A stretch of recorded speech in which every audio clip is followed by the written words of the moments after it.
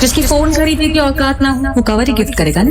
अपनी गर्लफ्रेंड के गंदे कपड़े धोने वाले गरीब बॉयफ्रेंड के सामने क्यों घुटने टेक दिए देश के सबसे बड़े अमीर आदमी ने। मैं अपनी टीम की गलती की वजह से माफी मांगता हूँ सर, सॉरी। एक ऐसा गरीब बॉयफ्रेंड जो खा रहा था अपने गर्लफ्रेंड के ताने। अगर 2 महीने में तुमने बाइक नहीं खरीदी ना, मैं तुम्हारे साथ ब्रेकअप करूंगी। लकी कैसे निकला दुनिया का सबसे बड़ा रईस इंसान, जिस इंसान से मिलने के लिए बड़े बड़े बिजनेसमैन मंत्री लेते थे सालों की अपॉइंटमेंट, क्यों बना हुआ था मामूली सा कार्ड। आप मुझे ये बताइए कि मेरे अकाउंट में पैसे कितने हैं? 90 करोड़ 80 लाख 70,650 है। लकी तो छोटे से मेडिकल स्टोर में काम करता था, तो उसके पास इतना पैसा कहां से आया। हेलो जी। एक छोटा सा ऑर्डर है, 2 के पैकेट और एक टिश्यू का पैकेट। ये आपका। इससे पहले कि लकी आगे कुछ कह पाता, उसकी आंखें फटी की फटी रह गई थी। उसके सामने एक लड़की खड़ी थी। वो लड़की और कोई नहीं बल्कि उसकी गर्लफ्रेंड डिंपल ही थी।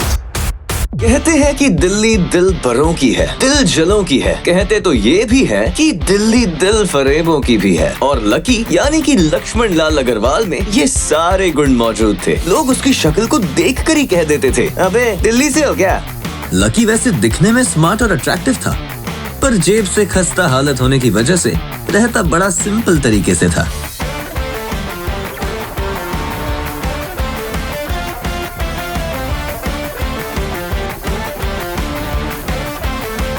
कभी कभी जब वो किसी लड़के को मोटरसाइकिल पर किसी लड़की के साथ देखता तो कहता कि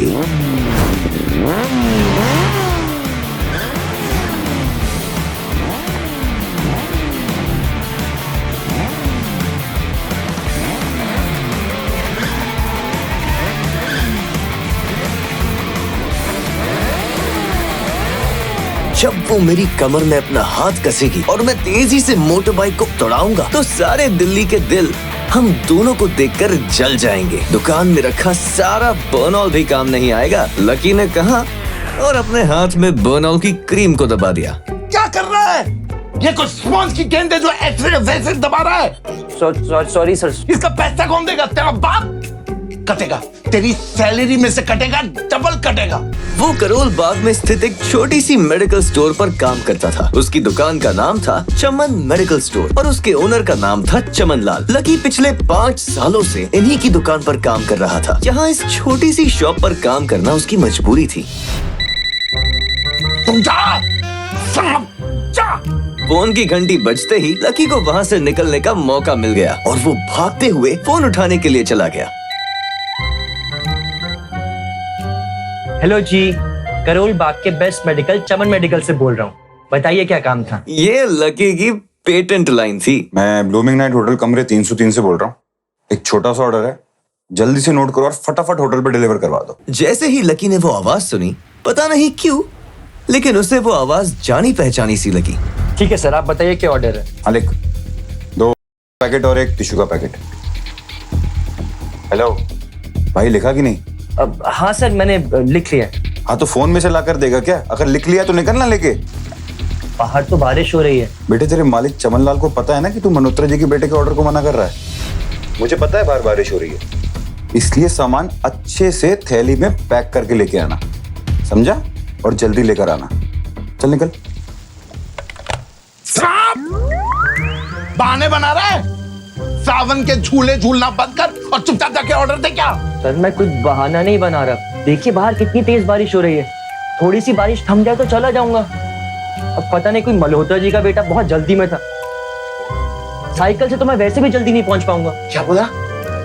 मल्होत्रा जी का बेटा मेरे सबसे पुराने कस्टमर हैं, दुकान बंद करवाएगा मेरी। पर सर, कोई परवर नहीं, मेरी मोटरसाइकिल लेके जा। अरे सर जी, 200 रुपए की ऑर्डर में मुश्किल से 40 रुपए बचेंगे। उससे ज्यादा तो पेट्रोल ही लग जाएगा। और अगर गलती से बाइक बंद हो गई तो उसका खर्चा अलग। तो तेरा क्या जाना है इसमें? तुझे कह रहा हूं ना, तू जा। कभी पुराने कस्टमर को गुस्सा नहीं दिलवाते। ये पकड़, जा। लकी ने चाबी ली। दरअसल लकी इतने साल काम करने के बाद भी अपने लिए एक मोटर बाइक भी नहीं खरीद पाया था।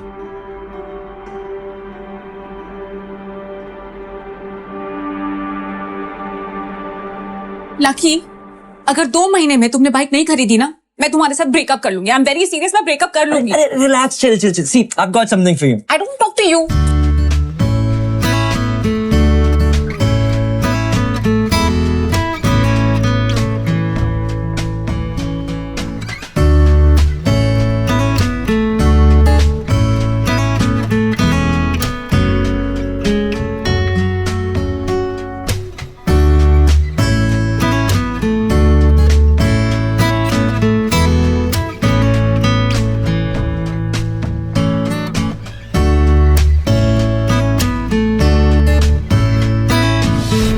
बस जल्दी से वो ये डिलीवरी देकर सीधे डिंपल के पास ही जाने वाला था।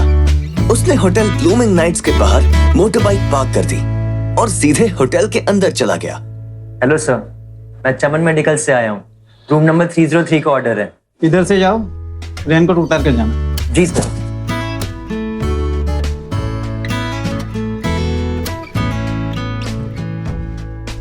वो रूम नंबर 303 के बाहर पहुंचा और उसने डोरबेल बजाई।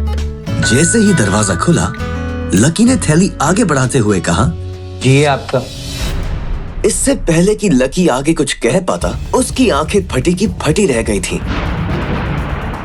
उसके सामने एक लड़की खड़ी थी। वो लड़की और कोई नहीं बल्कि उसकी गर्लफ्रेंड डिंपल ही थी। डिंपल, तुम यहाँ क्या कर रही हो? लकी को देखकर डिंपल के दिल की धड़कन भी तेज हो गई थी। डिंपल को उम्मीद ही नहीं थी कि लकी यहाँ आ जाएगा। तुम यहाँ मेरा पीछा करते हुए आए हो ना? अरे डिंपल बेबी, किससे बात कर रही?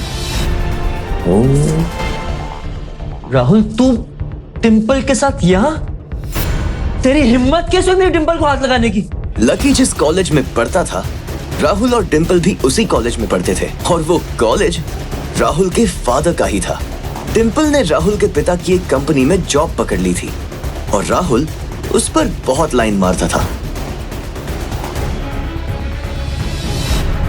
लकी ने 1-2 बार डिंपल को उससे दूर रहने के लिए भी कहा था, लेकिन डिंपल ने उससे यह कहकर टाल दिया था कि वो सिर्फ उसकी अच्छी दोस्त थी और हमारे बीच ऐसा कुछ भी नहीं है जो तुम समझ रहे हो। लकी, चलो।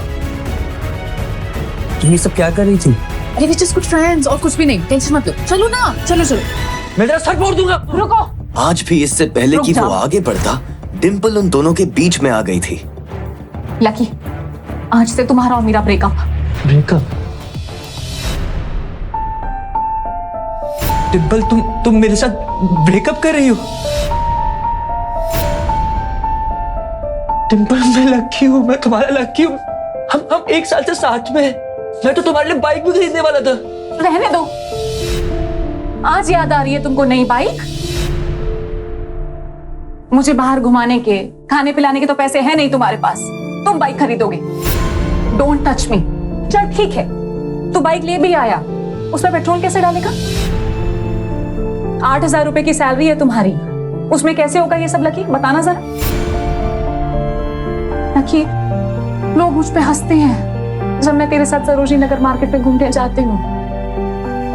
मुझे नहीं चाहिए ऐसी लाइफ। मुझे नहीं रहना तेरी तरह गरीब। जिस इंसान के लिए वो इतना कुछ करना चाह रहा था, उसे उसकी कोई कदर ही नहीं थी। और लकी, तूने मुझे फंसाया था, मुझे उल्लू बनाया था। हाँ, इसलिए अब मैंने राहुल के साथ मैचअप कर लिया है। आज से यही मेरा बॉयफ्रेंड है। लकी इतना हताश हो गया था कि वो बुरे तरीके से रोने लगा। उसे जिंदगी में पहली बार प्यार हुआ था। अच्छा, तो ये है तुम्हारा एक्स बॉयफ्रेंड? Seriously baby? पैसों की कमी की वजह से ना सिर्फ उसका प्यार बल्कि उसकी पूरी जिंदगी बर्बाद हो गई थी। जैसे ही लकी बाहर आया, उसने देखा कि बाहर अंधेरा हो गया था। आसमान में तेज बिजली कड़की और बारिश जो थोड़ी थमी थी, एकाएक फिर झमाझम बरसने लगी।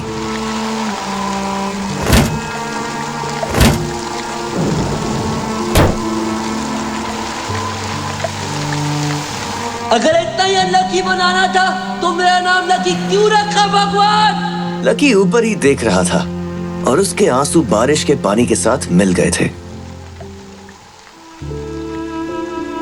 जैसे ही वो फूटकर रोने को था, तभी उसके फोन पर एक मैसेज आया।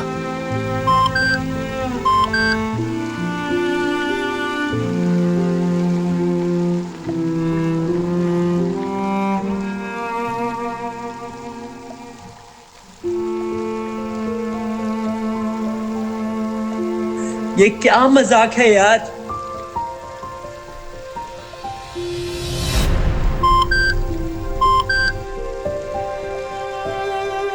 जैसे ही लकी ने अपना फोन निकालकर उस मैसेज को पढ़ना शुरू किया, उसकी तो आंखें ही चमक गईं। अचानक से उसके आंसू हंसी में बदल गए। उस मैसेज में लिखा था, परिवार की रिसर्च और परिवार के निर्णय के हिसाब से अग्रवाल परिवार के वारिस लक्ष्मण लाल अग्रवाल उर्फ लकी ने गरीबी अभ्यास की परीक्षा को पास कर लिया है और आज से ही वो उस जमीन का और उस जायदाद का मालिक हो जाएगा। लकी ने थोड़ी देर की खुशी मनाने के बाद याद किया कि वो सच में गरीब नहीं था। असल में उसके परिवार ने उसे एक परीक्षा में डाल दिया था जिसका नाम था गरीबी अभ्यास परीक्षा। बेटा लकी, तुम हमारे खानदान के वारिस तो हो, पर उसके किसी भी हिस्से पे तुम्हें हक तभी मिलेगा जब तुम एक परीक्षा को पास कर लोगे। मैं कुछ समझा नहीं दादाजी। जब तुम परीक्षा पास कर लोगे तभी तुम्हें तुम्हारा हक मिलेगा। मुझे करना क्या होगा? ये तुम्हें वक्त आने पे बता दिया जाएगा। अभी के लिए तुम बस इतना समझ लो कि you will have to pack your bags and leave this house. इस परीक्षा के तहत लकी को अग्रवाल खानदान में उसके नाम की जमीन और जायदाद पर तब तक हक नहीं मिलने वाला था जब तक कि वो इस परीक्षा को पास नहीं कर लेता। उसे 8 साल हो गए थे, इसलिए उसे ऐसा एहसास हो रहा था कि वो कभी परीक्षा को पास नहीं कर पाएगा और हमेशा हमेशा के लिए गरीब ही रह जाएगा।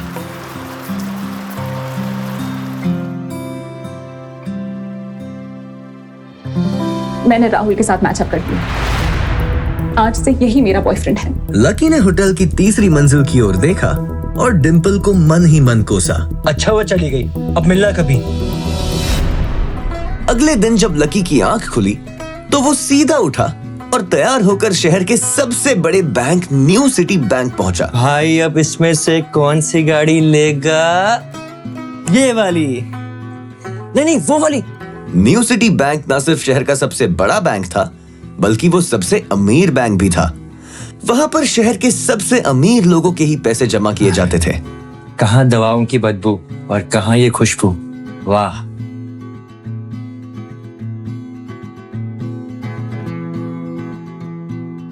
पैसे लेते ही सबसे पहले नए कपड़े खरीदूंगा।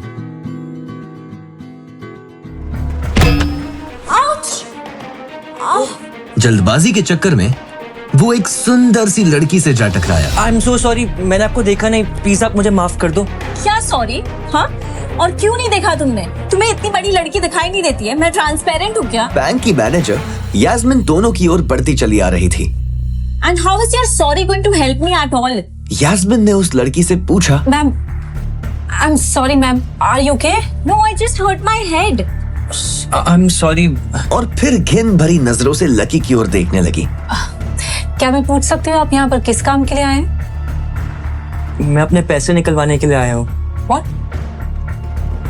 पैसे? Do you have card? New city bank का कार्ड हासिल करना एक बहुत ही मुश्किल काम था। कार्ड? अगर किसी को भी उस बैंक का कार्ड लेना था तो सबसे पहले उस आदमी को अपने खाते में 5 लाख रुपए पहले से जमा करवा कर रखने पड़ते थे। नहीं है कार्ड? कार्ड तो नहीं है। Very good. जैसे ही उस लड़की ने लकी का जवाब सुना तो वो खिलखिलाकर हंस पड़ी। यास्मिन को तो सिर्फ लग रहा था कि वो पागल है, लेकिन वो लड़की तो अपने मन में मान ही चुकी थी कि ये लड़का सच में कोई पागल है। यास्मिन देखो, अगर ऐसे लोग तुम्हारे बैंक में आकर कस्टमर्स को परेशान करने लग जाए तो उससे तुम्हारी बैंक को काफी नुकसान हो जाएगा और उसकी इमेज भी काफी खराब हो जाएगी। So I hope as a manager तुम्हें पता है कि तुम्हें इन सब चीजों का ध्यान देना चाहिए एंड नेक्स्ट टाइम मेरे साथ ऐसा कुछ नहीं होना चाहिए।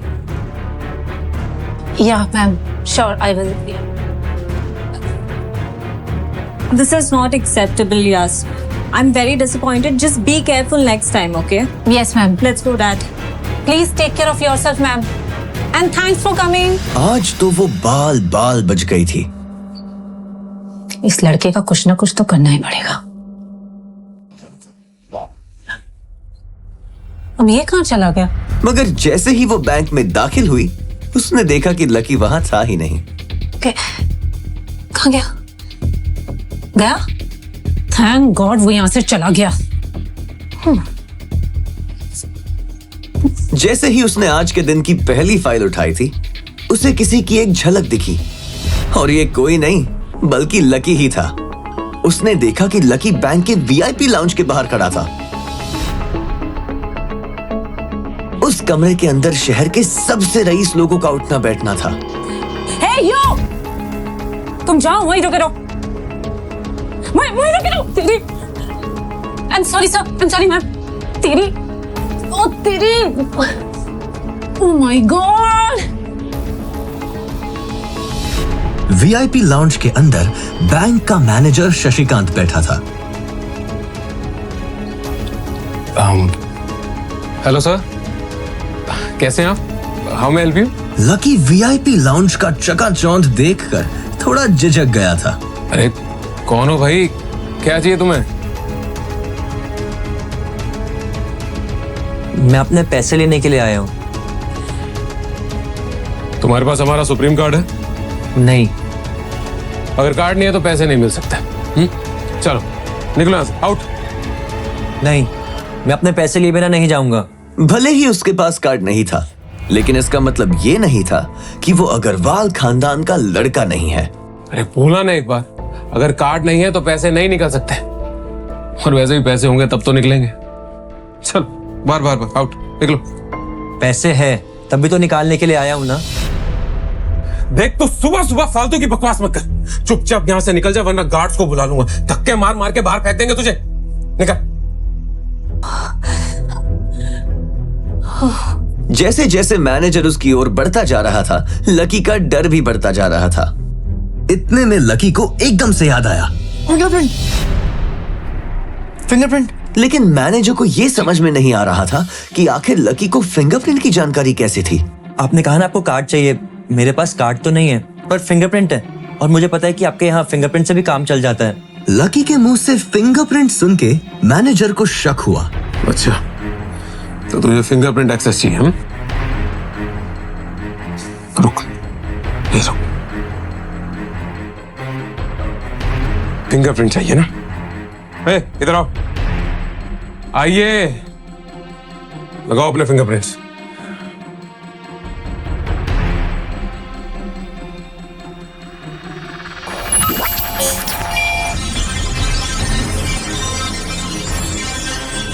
दो सेकंड के बाद मशीन में से एक आवाज आने लगी। उसके अंदर एक लाल बत्ती जल रही थी और वो जोर जोर से बीप कर रही थी। कमाल है सर, आपका तो फिंगरप्रिंट मैच ही नहीं हुआ। अब बोलिए, अब सर मैं एक और बार ट्राई करूं? क्या एक और बार ट्राई? मैनेजर उसकी पैंट की ओर देखने लगा। उसे लग रहा था कि लकी ने अपनी जेब में कोई हथियार छुपा रखा था। इससे पहले कि लकी अपनी जेब से कोई बंदूक या बॉम्ब निकालता, मैनेजर ने अपना फोन निकाला और पुलिस का नंबर लगाने लगा। लकी ने उसकी स्क्रीन पर देख लिया था कि वो 100 नंबर पर फोन कर रहा था। लकी बुरी तरह से घबरा गया। सर प्लीज सर आप ये क्या कर रहे हैं? Hello, police control room. Sir आप ये क्या कर रहे हैं? देखिए सर, मैं कोई क्रिमिनल नहीं हूँ। हो सकता है कि मेरे हाथ गंदे हो। सर प्लीज आप मुझे एक और बार ट्राई करने दीजिए प्लीज सर। देखो, अगर इस बार तुम्हारे फिंगरप्रिंट मैच नहीं हुए ना तो फिर ये मत कहना कि एक और ट्राई करता हूँ। बार बार ये सब नहीं चलेगा। और हाँ, एक बात और ध्यान से सुन लो, अगर इस बार तुम्हारे फिंगरप्रिंट्स मैच नहीं हुए तो मैं पुलिस को कॉल कर दूंगा। चलो जल्दी करो, रखो।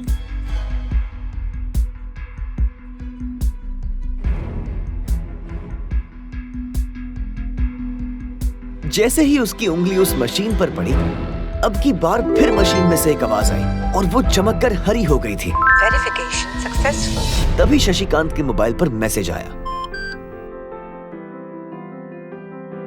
Verification successful. जैसे ही शशिकांत ने इस मैसेज को देखा, उसकी आंखें फटी की फटी रह गई थी। Laxman Lal Agarwal. Sir I am so sorry sir. Actually क्या है ना कि मैं इस ब्रांच में सर नया रिक्रूट हूँ, तो मैं पहचान ही नहीं पाया कि आप कौन है। बाकी सर गलती हो गई सर। वैसे मैं इधर का CRM हूँ sir, customer relationship manager Shashikant. तो I am your man sir, I am at your service always. और प्लीज आप मेरा ध्यान रखिएगा आगे से। Sorry sir. हाँ वो सब ठीक है, आप मुझे ये बताइए कि मेरे अकाउंट में पैसे कितने हैं। Right away sir. Sorry just a second जी। 90,80,70,650 सर। शशिकांत के खुद के होश इतनी बड़ी रकम को देखने के बाद उड़ गए थे। उसे विश्वास नहीं हो रहा था कि इस आदमी के खाते में इतना पैसा हो सकता है। लक्ष्मण सर, यहाँ ना आपके अकाउंट के साथ पैसों के अलावा और भी बहुत सारी चीजें जुड़ी हुई। आप कहे तो मैं बताऊं? जी सर, एक तो आपके अकाउंट से सर लिंक्ड है सोने की ईंट है 20 किलो की 100 और 5 किलो की 20, पिकासो की 3 ओरिजिनल पेंटिंग्स है सर, और हीरे हैं सर, कुछ डायमंड है सर 24 कैरेट के 22 दिखा रहा है, और भी बहुत सारी चीजें सर, बहुत लंबी लिस्ट है। इतना सारा धन देखने के बाद शशिकांत की तो आंखें ही बाहर निकलने को आ गई थी। उसने कभी लकी जितना अमीर आदमी अपनी जिंदगी में कहीं नहीं देखा था। जितना पैसा और सोना और जायदाद उसके पास थी, उसका 10% भी इस ब्रांच में किसी के पास नहीं थी। चलो अब आप मुझे एक कार्ड भी दे दो। जी जी जी जी सर, अभी राइट अवे। अब 10 मिनट दीजिए मुझे। आप बैठिए ना, मैं अभी लेकर आता हूँ, शशिकांत ने कहा और फिर लकी के सामने से निकल गया। जितनी देर में लकी ने अपने फोन में फिर से उस मैसेज को खोलकर देखा, उतनी ही देर में शशिकांत ने उसके लिए एक चमकता हुआ सुप्रीम कार्ड लाया और उसके सामने रख दिया। सर, आपका सुप्रीम कार्ड। बाकी पासवर्ड वगैरह जितने भी डिटेल्स है सब मैं मेल करा दूंगा सर। एंड सॉरी अबाउट जो हुआ, लेकिन आई am your CRM sir, Shashikant, तो एट योर सर्विस ऑलवेज। ठीक है, अब मैं निकलता हूँ। अरे प्लीज, श्योर सर, आइए। एक मिनट। अरे सॉरी।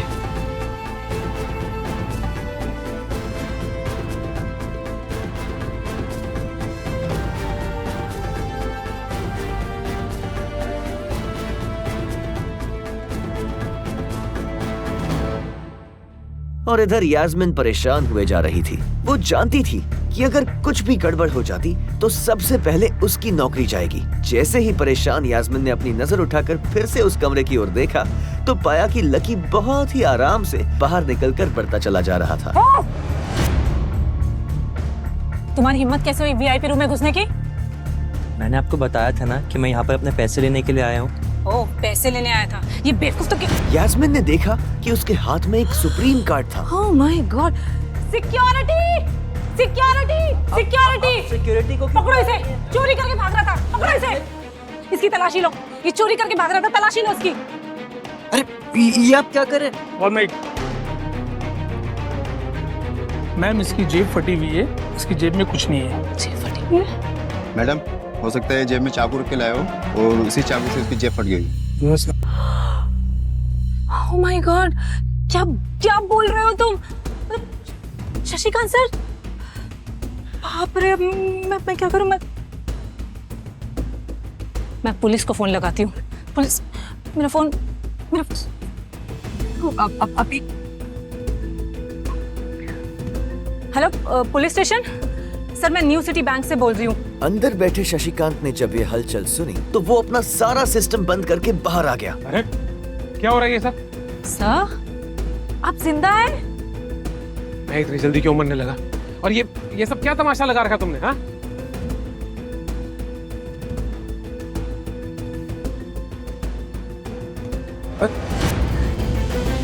और आप छोड़ो, निकलो, चलो, गेट आउट।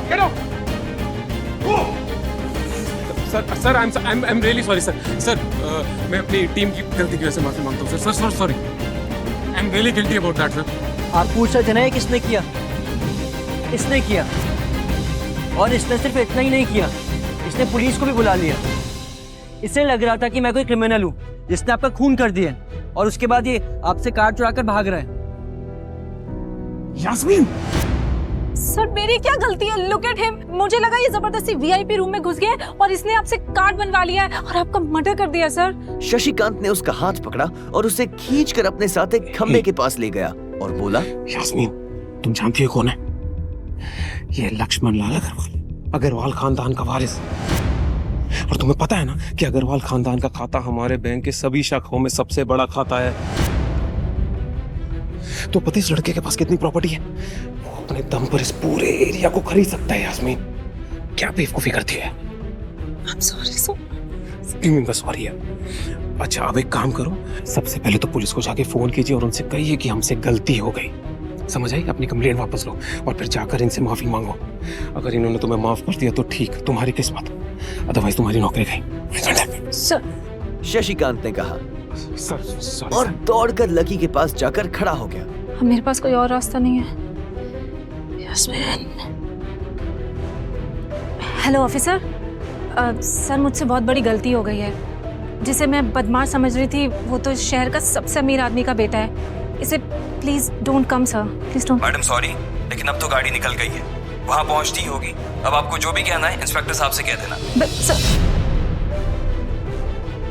अब तो गई यास्मीन, अब तो गई। आई एम सॉरी सर, मुझसे बहुत बड़ी गलती हो गई। प्लीज मुझे माफ कर दीजिए। मेरा इंटेंशन आपको हर्ट करने का बिल्कुल भी नहीं था। मैंने जो कुछ भी किया इस बैंक की सिक्योरिटी के लिए किया। आई एम रियली वेरी सॉरी।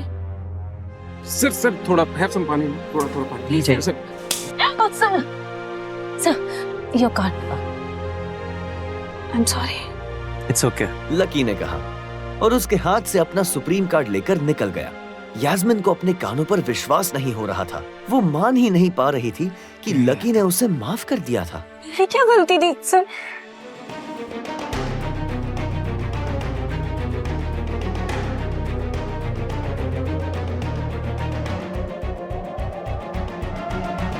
उधर लकी को अपने आप पर विश्वास नहीं हो रहा था कि वो रातों रात इतना अमीर हो गया था। लकी दिल्ली यूनिवर्सिटी के ही एक कॉलेज में पढ़ता था। जैसे ही वो कॉलेज के अंदर दाखिल हुआ, उसका पैर पानी से भरे हुए गड्ढे में चला गया। वो कॉलेज एडमिनिस्ट्रेशन के दफ्तर को देखकर कोस रहा था।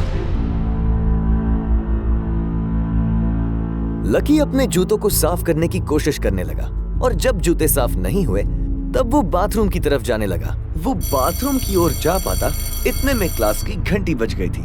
As we drawn in diagram, वो भागते हुए क्लास में पहुंचा। कम इन सर। प्रोफेसर कमलनाथ मिश्रा की नजर बाहर खड़े लकी पर पड़ी।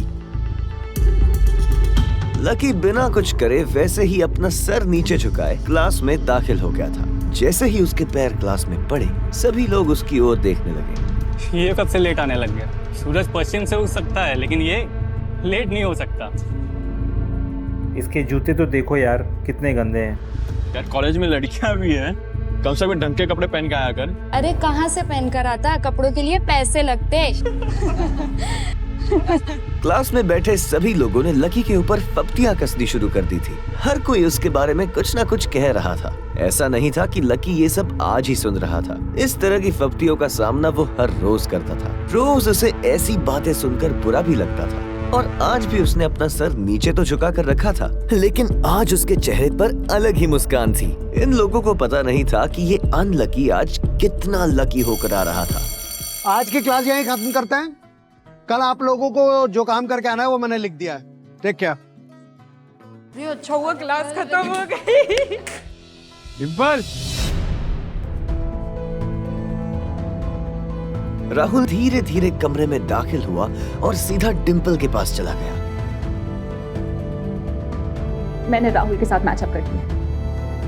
आज से यही मेरा बॉयफ्रेंड है। जैसे ही राहुल उसके पास पहुंचा, डिम्पल ने अपने हाथ उसकी गर्दन में किसी हार की तरह डाल दिए और वो उसकी बाहों में झूम उठी।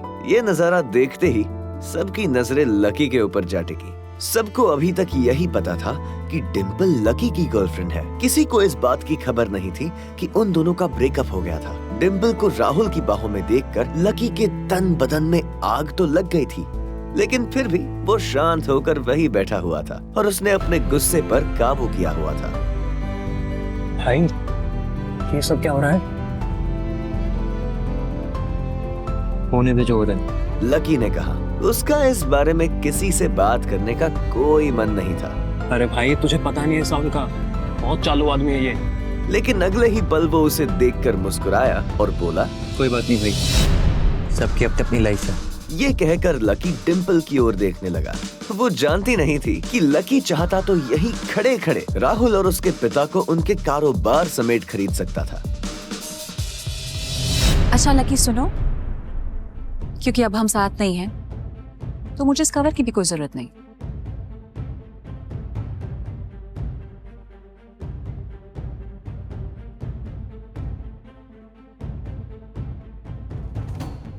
बेबी, इसने तुम्हें फोन का कवर गिफ्ट किया? फोन का कवर कौन गिफ्ट करता है यार? राहुल लकी को नीचा दिखाने का एक भी मौका अपने हाथ से जाने नहीं देना चाहता था। लकी अंदर ही अंदर मुस्कुरा रहा था। डिंपल ने राहुल की ओर देखा और बोली, बेबी जिसकी फोन खरीदने की औकात ना हो वो कवर ही गिफ्ट करेगा ना। कोई बात नहीं बेबी, मैं आज ही तुम्हें नया फोन दिला देता हूँ। हम अभी कनॉट प्लेस जाएंगे और हम अपनी बेबी के लिए लेंगे एक नया फोन। लकी का मन तो यही कर रहा था कि वो जोर से राहुल के ऊपर हंसे, लेकिन उसने अपनी हंसी को रोक लिया था। हाँ बेबी, पहले फोन खरीदेंगे, फिर फोन खरीदने की पार्टी करेंगे। लकी जानता था कि वो ये सब उसे सिर्फ चिढ़ाने के लिए कर रही थी, लेकिन लकी को खुद के लिए नहीं बल्कि उसके लिए बुरा लग रहा था। वो मन ही मन यही सोच रहा था कि अगर डिंपल थोड़ा सा, बस थोड़ा सा और इंतजार कर लेती तो आज लकी उसके लिए फोन की पूरी दुकान खरीद कर रख देता। भाई तुझे हुआ क्या है? तेरी आंखों के सामने इतना सब हो रहा है तो तू मुस्कुरा रहा है, तुझे गुस्सा नहीं आ रहा क्या? नहीं भाई, जो हो रहा है वो अच्छा ही हो रहा है, और जो भी होता है ना वो भी अच्छे के लिए ही होता है, इसलिए जस्ट शेयर। सर एक तो आपके अकाउंट से सर लिंक्ड है सोने की ईंट है 20 किलो की 100 और 5 किलो की 20, पिकासो की 3 ओरिजिनल पेंटिंग्स है सर, डायमंड है सर 24 कैरेट के 22। जब उन दोनों की नजर लकी के मुस्कुराते हुए चेहरे पर पड़ी तो वो अंदर तक भभक गए। जब इन सब बातों का लकी के ऊपर कोई असर होता नहीं दिखाई दिया तो डिंपल राहुल से बोली, चलिए बेबी। बेबी, बेबी नहीं, हबी। आज से तुम मुझे हबी बुलाओगी और मैं तुम्हें बुलाऊंगा वाइफी। ये देखते ही लकी थोड़ा सा जल बुन तो गया था और उसका जवाब भी वो राहुल को देना चाहता था, इसीलिए उसने कहा, डिंपल ये सब तुम क्यों कर रही हो? क्या दिखाना चाहती हो इस सबसे? लकी को डिंपल का ऐसा रूप देखकर उसी के लिए बुरा लग रहा था। राहुल की किसी बात का तो लकी के ऊपर कोई असर नहीं हुआ था, लेकिन लकी की इस बात का राहुल को जरूर बुरा लग गया था। ज्यादा बकवास करने की जरूरत नहीं है। आज के बाद अगर तूने मेरी डिंपल की तरफ आंख उठाकर भी देखा या उसके बारे में कुछ भी बोला तो राजपथ पर परेड निकलवा दूंगा तेरी, समझा? नहीं भाई, उसकी जरूरत नहीं पड़ेगी। डिंपल। सब लोगों ने उस आवाज की ओर देखा। वहाँ पर एक लंबे बाल वाली लड़की खड़ी थी और वो गुस्से से डिंपल की ओर देख रही थी। अब तू हद से आगे बढ़ती जा रही है। लकी जैसे लड़के को छोड़कर एक नंबर के लफंगे लड़के के साथ लगी पड़ी है। साक्षी तू ये क्या कह रही है?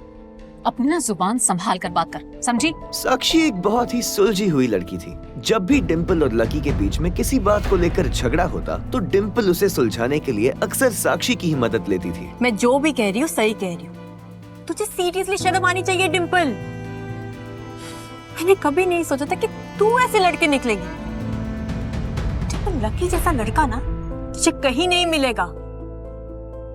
इधर लकी ने देखा कि साक्षी की बात सुनते ही राहुल के कान खड़े हो गए थे, लेकिन वो सच बोल रही थी।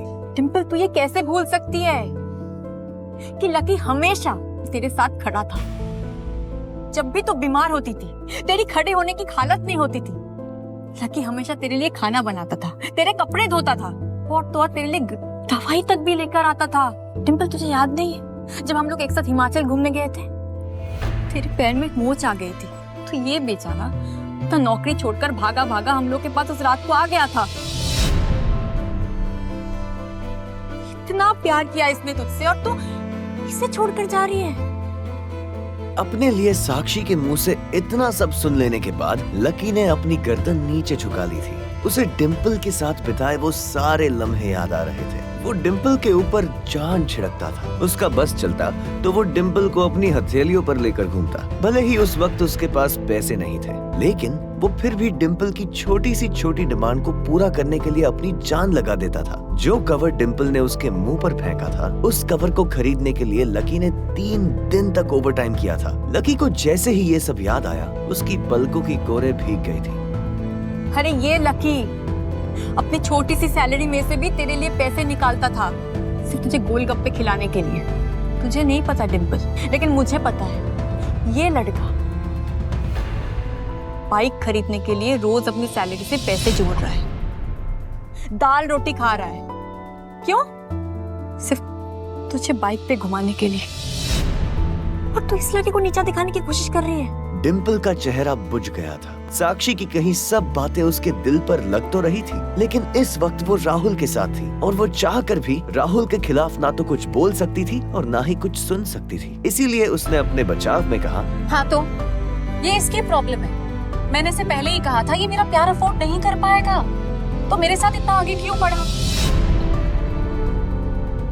जब मैं चीज सैंडविच खा सकती हूँ तो मैं बिना घी की रोटी क्यों खाऊं? लकी उसकी सब बात सुन रहा था और इससे पहले कि वो उसे कुछ जवाब देता, अचानक ही उसका फोन बज उठा। उसने मोबाइल निकाल कर देखा तो पाया कि किसी अनजान नंबर से फोन आ रहा था। लकी बीच में ही फोन उठाने के लिए निकल गया।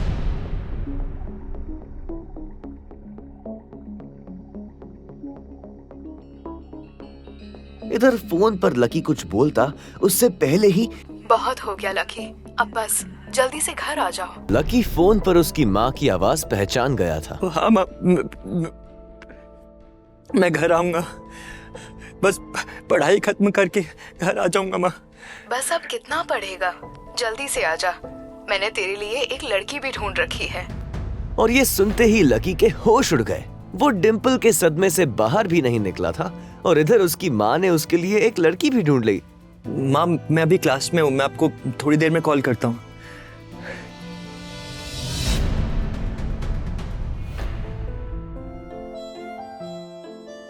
लकी तुम ठीक हो ना? साक्षी ने हाथ रखते हुए पूछा। उसे सच में लकी की चिंता हो रही थी। लकी ने उसकी ओर देखा और मुस्कुरा दिया। देखो अब इसमें पछताने जैसी कोई बात नहीं है। डिम्पल का असली चेहरा हम दोनों के ही सामने आ गया है, लेकिन अगर थोड़ी और देर से आता ना तो दर्द ज्यादा होता। इसलिए मैं तो बोल रही हूँ कि जो भी हुआ है ना बहुत अच्छा हुआ है। और हाँ, तुम्हें ऐसी लड़की के लिए दुखी होने की या परेशान होने की कोई जरूरत नहीं है lucky. I'm there with you। अरे हाँ यार, तू ना बिल्कुल टेंशन मत ले। अरे डिम्पल से भी ज्यादा अच्छी लड़की मिलेगी तुझे, समझा ना? लकी को अब काफी अच्छा लग रहा था। अच्छा चलो, आज हम तुम्हारे आजाद होने का जश्न मनाते। आज मैं अपनी तरफ से तुम्हें ट्रीट दूंगी। कॉलेज के बाहर कहीं चले? और ये कैंटीन का खाना खा कर मैं बोर हो चुकी हूँ। सीरियसली यार, कैंटीन का खाना खा के तो मैं भी बहुत बोर हो गया हूँ। एक सेकेंड, तुझे कौन ले जा रहा है? ये सुनते ही प्रीतम को झटका लगा। मैंने कब कहा कि मैं जा रहा हूँ? मैं तो बस बता रहा था कि मैं भी कैंटीन का खाना खा के बोर हो गया हूँ, और वैसे भी मुझे मम्मी के साथ जाना है बाहर। बेटर। हाँ लेकिन ट्रीट तुम मुझे नहीं, मैं तुम्हें दूंगा, पर आज नहीं, किसी और दिन। और हाँ, इस बार हम वो रमन पाव भाजी वाले के पास नहीं जाएंगे, उसके सामने वाली लेन में जो रेस्टोरेंट है ना, सन एंड मून, वहां पर जाकर कुछ खाएंगे। साक्षी ने जब उसके मुंह से सन एंड मून का नाम सुना तो उसके कान खड़े हो गए। जितना पैसा लकी 10 दिन में कमाता था, सन और मून में उतना पैसा सिर्फ एक बार में ही पूरा हो जाता था। हाँ जरूर, क्यों नहीं, मैं इंतजार करूंगी। वैसे तुम्हें सच बताओ तो मैं कभी नहीं कही सन एंड मून। चलेंगे इस बार? साक्षी को लग रहा था कि लकी ने सिर्फ जज्बात में बहकर ये बात बोल दी थी कि वो उसे सन और मून में ट्रीट देने वाला था। ओके गाइस, चलो फिर मिलते हैं। हाँ, बाय बाय। इधर प्रीतम और उसके दूसरे दोस्त भी उसे अपने साथ लेकर कैंटीन की ओर आ गए थे। ओ भाई साहब, ये देखो, अमित ने ग्रुप चैट में अपनी हिफाजत करा ली है। अरे अपने हॉस्टल वाला ग्रुप खोलो। गर्वित की बात सुनते ही तुरंत लकी और प्रीतम ने अपनी जेब से अपना फोन निकाला और देखा। अरे बाप रे, कितना बड़ा गधा है ये। आज से तुम्हारा भाई अमित सबके सामने ये ऐलान करना चाहता है कि तुम्हारा भाई फिर से सिंगल से मिंगल हो गया है। सबके सब जल्दी से हॉस्टल आ जाओ। चलो अच्छा है, वैसे भी उसका अकेलापन झेला नहीं जा रहा था। भाई जल्दी से हॉस्टल चलते हैं, चला जा। गर्वित और प्रीतम तो आगे बढ़ गए थे, लेकिन लकी वहीं पर रुक गया था। वो उनके साथ आने में थोड़ा सा झिझक रहा था। अबे क्या हुआ, रुक क्यों गया? भूख नहीं लगी तुझे? हैं? भूख तो लगी है, लेकिन तुम लोग जाओ, मैं यहीं कुछ खा लूंगा। ओ, क्या यहीं खा लूंगा? भाई ज़रा देवदास बनने की जरूरत नहीं है, समझा ना? और वैसे भी जिसके साथ तू बैठ के खाना खाता था वो तो किसी और के साथ खाना खा रही है। अबे क्या सही तो बोल रहा हूँ? तभी कह रहा हूँ भाई, हमारे साथ चलना, तीनों भाई मिलके खाना खाएंगे। और भूल मत, अमित ने पूरे ग्रुप को इनवाइट किया है और ग्रुप में तू भी आता है। हाँ, पर लकी के पास इसके आगे कुछ कहने के लिए बचा ही नहीं था। उसका मन तो उन दोनों के साथ जाने के लिए बहुत कर रहा था, पर वो फिर से हॉस्टल नहीं जाना चाहता था। भाई मुझे मालूम है कि तू क्या सोच रहा है, लेकिन तुझे नहीं मालूम कि हम दोनों क्या सोच रहे हैं। क्या सोच रहे हो? हम ये सोच रहे हैं कि हम दोनों मिलकर तेरा कमरा खाली करने वाले हैं। क्यों? अरे क्योंकि तू हमारे साथ फिर से रहने के लिए आ रहा है। लकी ये बात सुनकर खुश हो गया था। थैंक यू गाइस, तुम दोनों तो मैं। इसके आगे लकी कुछ कह नहीं पा रहा था, लेकिन उसकी आंखों में उसके दोस्तों के लिए प्यार साफ नजर आ रहा था। अरे बस अब जरा सेंटी मत हो, चल जल्दी। थोड़ी देर के बाद जब वो तीनों हॉस्टल पहुंचे तो उन्होंने देखा कि एक लड़का और एक लड़की साथ पलंग पर हाथ पकड़े बैठे हुए थे। अमित ने चौंकते हुए लड़की का हाथ छोड़ा और तीनों की ओर देखते हुए कहा, तुम लोग वापस आ गए? बेबी, ये मेरे दोस्तों, ये मेरे बेबी, मतलब मेरी गर्लफ्रेंड रोशनी गिटार सीख रही है। Hi baby. इसका मतलब भाभी। हाय। रोशनी, ये मेरे रूममेट्स हैं, गर्वित, लकी और प्रीतम। लकी अभी हमारे साथ नहीं रहता, लेकिन अभी भी ये हमारे दिलों में जिंदा है ना लकी? हाँ, लेकिन अब भाई साहब हमारे साथ रहने के लिए वापस आने वाले हैं, इसलिए तूने इसके बिस्तर पे जो प्रोटीन के डिब्बे सजाए हैं ना, उसे कृपया हटाइए। क्या हुआ लकी? लैंडलॉर्ड से लड़ाई हुई क्या? नहीं, वो एक्चुअली। अरे भाई, लाइफ है यार, कभी धूप कभी छांव, चलता रहता है लाइफ में, है ना? तू ना अपना ये पलंग खाली कर, जरा सवाल मत कर, तू समझ गया ना? चलो तो फिर चलते रॉबिन्स कैफे खाना खाने के लिए। रोशनी की रूममेट्स भी आने वाली है, तुम्हें किसी और को बुलाना है तो बुला लो। लकी एक काम कर, तो टिम्पल को भी बुला लेना। अमित ने जैसे ही ये कहा, गर्वित और प्रीतम उसे गुस्से से देखने लगे। इधर लकी और डिम्पल के बारे में सिर्फ उन तीनों को ही नहीं बल्कि पूरे हॉस्टल को पता था। अमित, मैं और डिम्पल अब साथ में नहीं है यार। क्या मतलब? डिम्पल और तू साथ नहीं है अभी? ये कब और कैसे हो गया? अब हो गया तो हो गया ना यार, कब हुआ, क्या हुआ, कैसे हुआ, तुझे आज जानना है तुझे। ओह माय गॉड, अमित हमें निकलना पड़ेगा। मेरी रूममेट्स का मैसेज आ गया है, वो लोग ऑलरेडी वहां पर पहुंच चुके हैं and they are really hungry. अगर मैंने थोड़ा भी उनको वेट करवाया ना, they will grill me for sure. ठीक है गर्वित जी, प्रीतम जी और लकी जी, तीनों जाओ और अपने कपड़े बदलो। और सुन प्रीतम, तू कुछ अच्छा देना लकी को। और प्लीज गाइस, थोड़ा सा जल्दी ना, हम लोग बाहर इंतजार कर। ठीक है? अमित ने कहा और रोशनी का हाथ थामकर वो बाहर आ गया। वहां रोशनी अपने हाथ बंधे और मुंह फुलाए उसी की ओर देखे जा रही थी। क्या हुआ बेबी, कुछ हुआ है क्या? नहीं, कुछ नहीं। मेरी कोई बात बुरी लगी आपको? अमित, तुम्हें ऐसा नहीं लगता कि ये जो तुम्हारे रूममेट्स हैं ये काफी एवरेज टाइप के हैं? मेरा कहने का मतलब है कि गर्वित की शक्ल अच्छी नहीं है और प्रीतम, उसकी तो पर्सनालिटी में कोई अपील ही नहीं है यार। बेबी, गर्वित थोड़ा तो क्यूट है ना? नो। और वो लकी, चलो ठीक है, एक बार को वो थोड़ा अच्छा दिखता है, लेकिन वो जिस तरीके से रहता है, जिस तरीके के कपड़े पहनता है, ओ माय गॉड, उसको देख के पूरा पता चलता है कि उसकी जेब कितनी टाइट है। तो बताओ, मैं ऐसे लोगों को अपने फ्रेंड से कैसे मिलवाऊं? बेबी, हम सिर्फ खाना खाने तो जा रहे हैं, हम कौन से ब्लाइंड डेट सेट कर रहे हैं तुम्हारे रूममेट्स के साथ में? तुम इतना क्यों परेशान हो रही हो?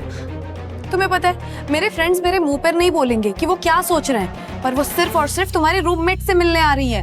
क्या पता किसी को कोई पसंद आ जाए। Sorry baby, I am really sorry, मुझसे गलती हो गई। बेबी, एक काम करते हैं, डिनर कैंसिल कर देते हैं। मैं बोल दूंगी उनको कि तुम्हारी स्पोर्ट्स की ट्रेनिंग शुरू हो गई है। नहीं बेबी, प्लीज ऐसा मत करो, please please. Please I am really sorry, please please baby, I am really sorry, please. ठीक है, अब उनके साथ वहां जो भी होगा ना, उसके लिए तुम मुझे ब्लेम मत करना। ठीक है। हेलो, हाँ कोयल। हाँ हाँ, बस हम निकल ही रहे हैं। अरे इतनी भी क्या जल्दी है, जब आऊंगी तो देख लेना। क्या तुम्हारे सर पर चोट? हम बस निकल ही रहे, हम निकल रहे। इतने में प्रीतम, गर्वित और लकी कमरे से बाहर आ गए।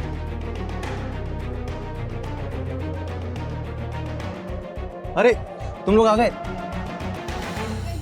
चले? आजो आजो।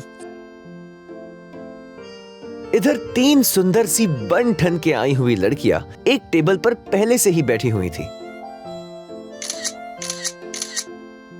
ये कोयल वही कोयल थी जो आज सुबह लकी से बैंक में टकराई थी। वो रोशनी की बहुत अच्छी दोस्त थी और इन सब में सबसे अमीर। अब इधर कोयल लकी को कोस रही थी, जबकि दोनों इस बात से अनजान थे कि फिर से उनका सामना होने वाला था। आखिर क्या धमाका होगा जब कोयल और लकी फिर से एक दूसरे के सामने आएंगे। Excuse me, can I have some ice?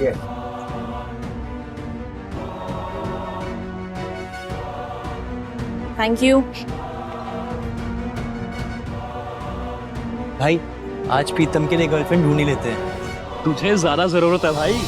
इधर कोयल की सहेलियां उसका घाव देखकर उससे बातें करने लगी थीं। अच्छा कोयल, तो उसने तुमसे माफी मांगी? हाँ, लेकिन पता नहीं आजकल न्यू सिटी बैंक के कस्टमर्स की क्वालिटी को क्या हो गया है। उनका स्टैंडर्ड ना दिन ब दिन गिरता ही जा रहा है। पता नहीं बाद में उसके साथ क्या हुआ होगा।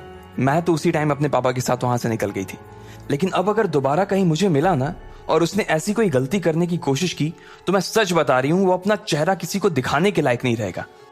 एनीवेज यार, अब तुम लोग भी क्या उसका टॉपिक लेकर बैठ गए? वैसे भी अब हम कभी मिलने वाले नहीं है। अरे यार, ये रोशनी और इसका बॉयफ्रेंड कहाँ रह गया? और कितनी देर इंतजार करना पड़ेगा? मुझे बहुत गर्मी लग रही है। वैसे मुझे तो रोशनी का बॉयफ्रेंड ना बहुत अच्छा लगा यार। अगर अमित की जैसा उसका कोई रूममेट निकला ना तो मैं पहले ही बता दे रही हूं कि वो मेरा रहेगा, सिर्फ मेरा। इधर प्रीतम, गर्वित ने जैसे ही कोयल, दिशा और मानसी को देखा, उन दोनों की आंखें फटी की फटी रह गई। गर्वित की तो चाल ही धीमी हो गई थी और प्रीतम ने अपनी कांपती आंखों को छुपाने के लिए ऊपर चश्मा पहन लिया था। अरे कोयल, दिशा, मानसी, किस बारे में बात हो रही है भाई? पता है तुम्हारे हंसने की आवाजें बाहर तक आ रही हैं। रोशनी का मन उन तीनों को देखते ही मस्त हो गया था। रोशनी की बात सुनते ही उन तीनों ने रोशनी की तरफ देखा। उसके पीछे ही अमित खड़ा था और अमित के पीछे गर्वित और प्रीतम खड़े थे। जैसे ही उन लड़कियों की नजर गर्वित और प्रीतम पर पड़ी, उनकी जैसी तो बत्ती से ही गिर गई। उनका चेहरा लटक गया था। उन दोनों को सिर्फ एक बार ही देखने के बाद उन तीनों ने ऐसी नजर फेरी थी कि दोबारा देखने की हिम्मत नहीं की। उनकी ऐसी शक्ल देखकर रोशनी का चेहरा बुझ गया था। वो समझ गई थी कि क्या माजरा था। उसे तो पहले ही पता था कि यह होने वाला था और इसके लिए अमित को उसने वार्निंग भी दी थी, लेकिन वो माना नहीं। अपनी सहेलियों की बुझी हुई शक्ल देखने के बाद रोशनी ने अमित को गुस्से से घूर कर देखा। अमित के पास सिवाय मुस्कुराने की और कोई चारा नहीं था, लेकिन आज पहली बार उसे भी अपने दोस्तों पर शर्म आ रही है। चलो चलो बैठते हैं। प्रीतम, तुम दिशा के बगल में बैठ जाओ और गर्वित, तुम मानसी के पास आ जाओ, अमित ने कहा। प्रीतम दिशा की ओर बढ़ ही रहा था, लेकिन उससे पहले ही दिशा उठकर मानसी के बगल में बैठ गई। उसकी इस हरकत से यह तो साफ हो गया था कि वो प्रीतम को नापसंद करती थी और ना ही उसके साथ बैठना चाहती थी। अमित ने जैसे ही ये देखा, वो मारे शर्म के पानी पानी हो गया। उसे अपने दोस्तों के लिए बहुत बुरा लग रहा था। उस टेबल पर कुल 4 लकड़ी के स्टूल लगे थे और एक स्टूल पर 2 लोग बैठे थे। दिशा और मानसी एक स्टूल पर बैठ गए, प्रीतम और गर्वित एक स्टूल पर, अमित और रोशनी एक स्टूल पर बैठ गए। अरे अरे, जल्दी खाने को कुछ मंगवा यार, बहुत भूख लगी है। लेकिन रोशनी का गुस्सा अभी तक शांत नहीं हुआ था और उसने अमित को फिर से घूर कर देखा। लेकिन तब तक इधर दिशा और मानसी ने मेन्यू उठा लिया था। अमित, रोशनी तो बता रही थी कि तुम्हारे साथ 2 नहीं 3 लड़के आने वाले थे, तो फिर वो तीसरा लड़का कहाँ है? वो तीसरा लड़का अभी बाथरूम गया हुआ है, बस आता ही होगा वो। जैसे ही उसने अपनी बात खत्म की थी, ठीक उतनी ही देर में लकी बाथरूम से निपट कर वहां आ गया था। ओए लकी, इधर देख भाई, इधर आजा। लेकिन दिशा और मानसी को एक बार फिर से निराशा हाथ लगी थी। इसलिए उसने देखते ही फिर से अपनी गर्दन नीचे कर ली और वो मेन्यू देखने लगी। लेकिन कोयल ने जैसे ही लकी को देखा, उसकी आंखें फटी की फटी रह गई। उसका मन कर रहा था कि वो टेबल पर अपना सिर दे मारे। कोयल ने जैसे ही उसे अपने पास बैठते हुए देखा तो वो उस छोटे से स्टूल में भी उससे जितनी दूर हो सकती थी उतनी दूर जाकर बैठ गई थी। कोयल, क्या हुआ? कुछ प्रॉब्लम है क्या? अब तुम लोग कहोगे यार कि मेरी जैसी लड़की की किस्मत ने इतनी खराब कैसे हो सकती है, लेकिन ये वही लड़का है जो मुझे आज न्यू सिटी बैंक में मिला था। अरे बाप रे, ये वही लड़का है? अरे तुम लोग एक दूसरे के अंदर ऐसे घुस कर आखिर किस बारे में बात कर रहे हो भाई? रोशनी ने पूछा। लेकिन दिशा ने कोयल और लकी के बीच हुई उस टक्कर के बारे में रोशनी को बताया तो उसकी आंखें खुल गई। जब लकी के बारे में ये सब बातें की जा रही थी तब सब लोग लकी को घूर कर देख रहे थे। प्रीतम, अमित, रोशनी, गर्वित और कोयल सभी की नजर लकी के ऊपर टिकी हुई थी। रोशनी, तुम अपने बॉयफ्रेंड के साथ मजे करो, मुझे थोड़ा सा काम इसलिए मैं निकल रही हूं, जा रही हूं, बाय, कोयल ने कहा और बिना किसी की इजाजत का इंतजार किए वो वहां से उठ गई। लकी ने जब देखा कि सारी गड़बड़ उसकी वजह से हो रही थी और कोयल लगभग दरवाजे पर पहुंच गई थी तो वो जोर से चिल्लाया और बोला, रुको! उसकी आवाज सुनते ही सब चौंक गए थे। कोयल भी जाते जाते एक सेकंड के लिए दरवाजे पर ही रुक गई थी। क्या है, क्या है? बैंक में जो कुछ हुआ उसके लिए मैं बैंक में ही माफी मांग चुका हूं। देखो, मुझे नहीं मालूम था कि तुम्हें मेरी गलती की वजह से ऐसी चोट आ जाएगी। I am really sorry. Koyal ने कोई जवाब नहीं दिया और वहां से फिर से निकलने लगी। लकी ने उसे फिर से रोका और कहा, अरे तुम अपना ये पर्स वहां भूल गई थी, मैं तो बस यही देने आया था तुम्हें। इसमें तुम्हारा सिटी बैंक का वो सुप्रीम कार्ड होगा ना? हो सकता है मैनेजर ने इसे भगाने से पहले समझा दिया होगा। कोयल ने अपने मन में सोचा और निकलने लगी। जैसे ही कोयल दरवाजे से बाहर होने वाली थी इतने में उधर से कोई रईस ज्यादा सामने आया और कोयल से जानबूझकर टकरा गया। अरे बेबी, क्या हुआ? कोयल को उसकी उस बात पर बहुत गुस्सा आया। एक तो वो पहले ही सुबह अपनी चोट भूली नहीं थी और उसके बाद इस आदमी से टकराने के बाद उसका गुस्सा और बढ़ गया था। इतना कहते ही वो आदमी कोयल की दिशा में आगे बढ़ने लगा। लकी कोयल से थोड़ी ही दूरी पर खड़ा था। सभी लोग बस देखे जा रहे थे। उसके इस बर्ताव से कोयल को असहज महसूस हो रहा था और उसने अपने पैर पीछे खींचने शुरू कर दिए। वो लड़का घूरते हुए कोयल की ओर बढ़ता जा रहा था। जैसे ही उसने कोयल का हाथ पकड़ने की कोशिश की इतने में उसे महसूस हुआ कि किसी ने उसके हाथ को पकड़कर उसे बीच में ही रोक दिया था। जब उस आदमी ने कोयल से नजर हटाते हुए उस आदमी को देखा तो पाया कि वो कोई और नहीं बल्कि लकी था। तू कौन है बे? हट जा बीच में से, वरना दिल्ली में नजर नहीं आएगा। अरे भाई, प्यार से बात करो ना, मर्द हो तो मर्द की तरह बात करो। मर्द होने में और गुंडा होने में बहुत फर्क होता है। क्यों अमित, प्रीतम, गर्वित, मर्द और गुंडा होने में फर्क होता है कि नहीं होता है? लकी ने उन तीनों की ओर देखा और इशारे से उन्हें अपने पास बुला लिया और वो भागकर उसके पास आ गए। मुझे डराने की कोशिश कर रहा है? मैडम, आप घर जा रही थी ना, रास्ते में पुलिस स्टेशन आए तो इन भाई साहब की रिपोर्ट लिखवा देना। सबूत की चिंता मत करना, होटल में सीसीटीवी लगा हुआ है, इसमें सब कुछ रिकॉर्ड हो चुका है। गर्वित, जाकर मैनेजर से पिछले 5 मिनट का फुटेज तेरे फोन में ट्रांसफर करवा ले तो, और सोशल मीडिया पर इसे वायरल करवा, और इन भैया को भी टैग कर देना। भाई साहब, आपका हैंडल नेम क्या है, बताइएगा प्लीज। लड़की ने गुस्से से लकी को घूर कर देखा और फिर पैर पटक कर बाहर निकल गया। थैंक्स। लकी बदले में उसकी ओर देखकर मुस्कुरा दिया। लेकिन इसके बाद कोयल वहां से निकल गई थी। उसके चले जाने के बाद दिशा और मानसी थोड़ी सी शांत हो गई थी। सब लोगों ने खाना मंगवाया और थोड़ी बहुत बातचीत करते हुए खाना खत्म कर दिया। बिल भरने के बाद रोशनी अपनी सहेलियों के साथ चली गई। वहीं अमित अपने दोस्तों के साथ अपने कमरे पर आ गया था। उसने अपने कपड़े बदले और फौरन मैदान में चला गया। आज उसके बास्केटबॉल के ट्रायल होने थे। इधर प्रीतम, गर्वित और लकी अपने अपने पलंग पर लेट गए थे। तीनों ने अपने अपने फोन निकाल लिए थे और सोशल साइट पर सर्फिंग करने लगे थे। जैसे ही गर्वित ने अपना सोशल मीडिया हैंडल खोला वो खुशी के मारे जोरों से उछल पड़ा। अरे भाई लोग, अंजलि लाइव आ रही है यार, जल्दी आओ, लॉग इन मारो यार। गर्वित अंजलि को बहुत पसंद करता था। इस ऐप पर जिस पर वो लाइव आती थी उस पर लड़के उसे अलग अलग इमोजी भेजते थे। हर इमोजी भेजने के कुछ पैसे लगते थे। हर इमोजी की कीमत अलग थी। इस पूरे ऐप की एक और खास बात थी और वो ये कि इसमें सबके नाम दिखाई नहीं देते थे जो उसके असली नाम थे। सब लोगों ने अपने अपने हैंडल अलग अलग नाम से बना रखे थे। जब लकी को लगा कि उसके पास भी कुछ करने के लिए कुछ खास है नहीं तो उसने भी अंजलि के लाइव में अपने आप को जोड़ने का सोच लिया। उसे अंजलि से कोई लेना देना नहीं था। वो तो बस इसलिए जुड़ गया था कि वो बस अंजलि की रूममेट डिम्पल को देख सके। गाइस, मुझे आए हुए अभी तक 20 मिनट हो चुके हैं, लेकिन आप लोगों की तरफ से ना मुझे एक भी प्रेजेंट नहीं मिला है। जैसे ही उसने प्रेजेंट की बात की तो किसी ने उसकी तरफ गोल्ड रिंग भेज दी, तो किसी ने उसके पास नेकलेस भेज दिया। अंजलि के पास जैसे जैसे गिफ्ट आते जा रहे थे वैसे वैसे वो लोगों को थैंक्स देती जा रही थी। ज्यादातर लड़के उसे 50 या 100 रुपए से ज्यादा का गिफ्ट नहीं दिया करते थे। अब गर्वित से रहा नहीं जा रहा था। उसने भी जोश जोश में एक 50 का नेकलेस अंजलि के कमेंट सेक्शन में डाला। अंजलि, मैं गर्वित, मैं बहुत दिनों से ना तुम्हारे लाइव आने का इंतजार कर रहा था। हेलो गर्वित, थैंक यू, मैं जानती हूं तुम्हें। अबे गर्वित, तू कब से अंजलि को प्रेजेंट देने लगा? कहीं से चुरा कर पैसे लाया है क्या? ये मैसेज पढ़ते ही गर्वित की खुशी को मानो नजर सी लग गई थी। उसने भी गुस्से में पलटकर जवाब देते हुए कहा, तेरी बातों में से ना मुझे गटर जैसी बदबू आ रही है। अगर तुम दोनों अभी की अभी चुप नहीं हुए ना तो मैं तुम दोनों को बैन कर दूंगी। सॉरी अंजलि, लेकिन शुरुआत पहले इसने की थी, गर्वित ने लिखा। अबे खत्म भी मैं ही करूंगा।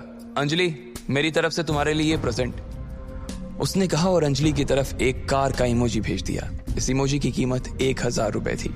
उसने उसे $5 की 5 इमोजी और भेज दिए। हर इमोजी की कीमत 100 रुपए थी। आकाश, इतने सारे गिफ्ट देने के लिए ना मैं तुम्हें ढेर सारा थैंक यू बोलती हूँ। मैं सच में बहुत खुश हूँ। सिर्फ थैंक यू से काम नहीं चलेगा, मुझे चैट बॉक्स का एडमिन बनाओ। आकाश ने लिखा और अंजलि ने अगले ही पल उसे एडमिन बना दिया। जैसे ही आकाश एडमिन बना, सबसे पहले उसने गर्वित को ब्लॉक कर दिया। गर्वित और प्रीतम दोनों ही गुस्से से आग बबूला हो गए, लेकिन वो कुछ नहीं कर पा रहे थे। लकी उन दोनों के इस गुस्से को अपने बिस्तर पर लेटे लेटे देख रहा था। किसी ने नीचे कमेंट लिखा, अरे भाई देखो, किसी ने चांद का इमोजी भेजा है। उसके लिखते ही सब लोग शांत हो गए थे। एक चांद की इमोजी का मतलब 10,000 रुपए। भाई, अपनी क्लास में ऐसा कौन आ गया जिसने 10,000 रुपए का गिफ्ट दे दिया? इतने में 4 और चांद चैट बॉक्स में चमक गए। मुझे एडमिन बनना है, चांद भेजने वाले ने कहा। सबसे पहले उसने गर्वित पर से ब्लॉक हटाया। अरे भाई देख, इसने मुझे ब्लॉक से हटा दिया यार, मैं वापस मैसेज भेज सकता हूँ। इधर अंजलि ने वीडियो में कहा, I want to give you lots and lots of thanks admin, लेकिन मैं जानती हूँ सिर्फ थैंक यू से काम नहीं चलेगा, इसलिए मैं चाहती हूँ कि तुम यूनिवर्सिटी आओ। मैं तुम्हें कैंपस घुमाऊंगी और खाना भी खिलाऊंगी। उसकी कोई जरूरत नहीं है, मैं सिर्फ यहाँ ये कहने आया हूँ कि आदमी के पास पैसा होना चाहिए, लेकिन पैसे का घमंड नहीं होना चाहिए। पैसा आज है, कल नहीं है, लेकिन हम सब कल भी इंसान थे, आज भी इंसान है और कल भी इंसान ही रहेंगे।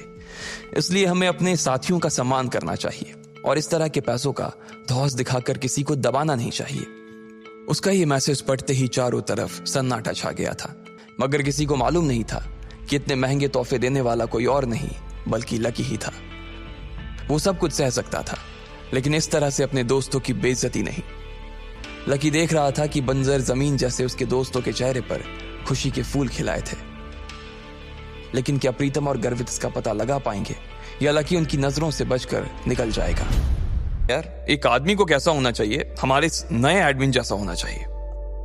जब एडमिन की तारीफ में ये सब कमेंट आने लगे तो आकाश अपने आप ही शांत हो गया था और थोड़ी देर में उसने चैट रूम भी छोड़ दिया। जैसे ही उसके गायब होने का नोटिफिकेशन चैट रूम में आया तो गर्वित समेत सारे लोग उसके ऊपर हंसने लगे।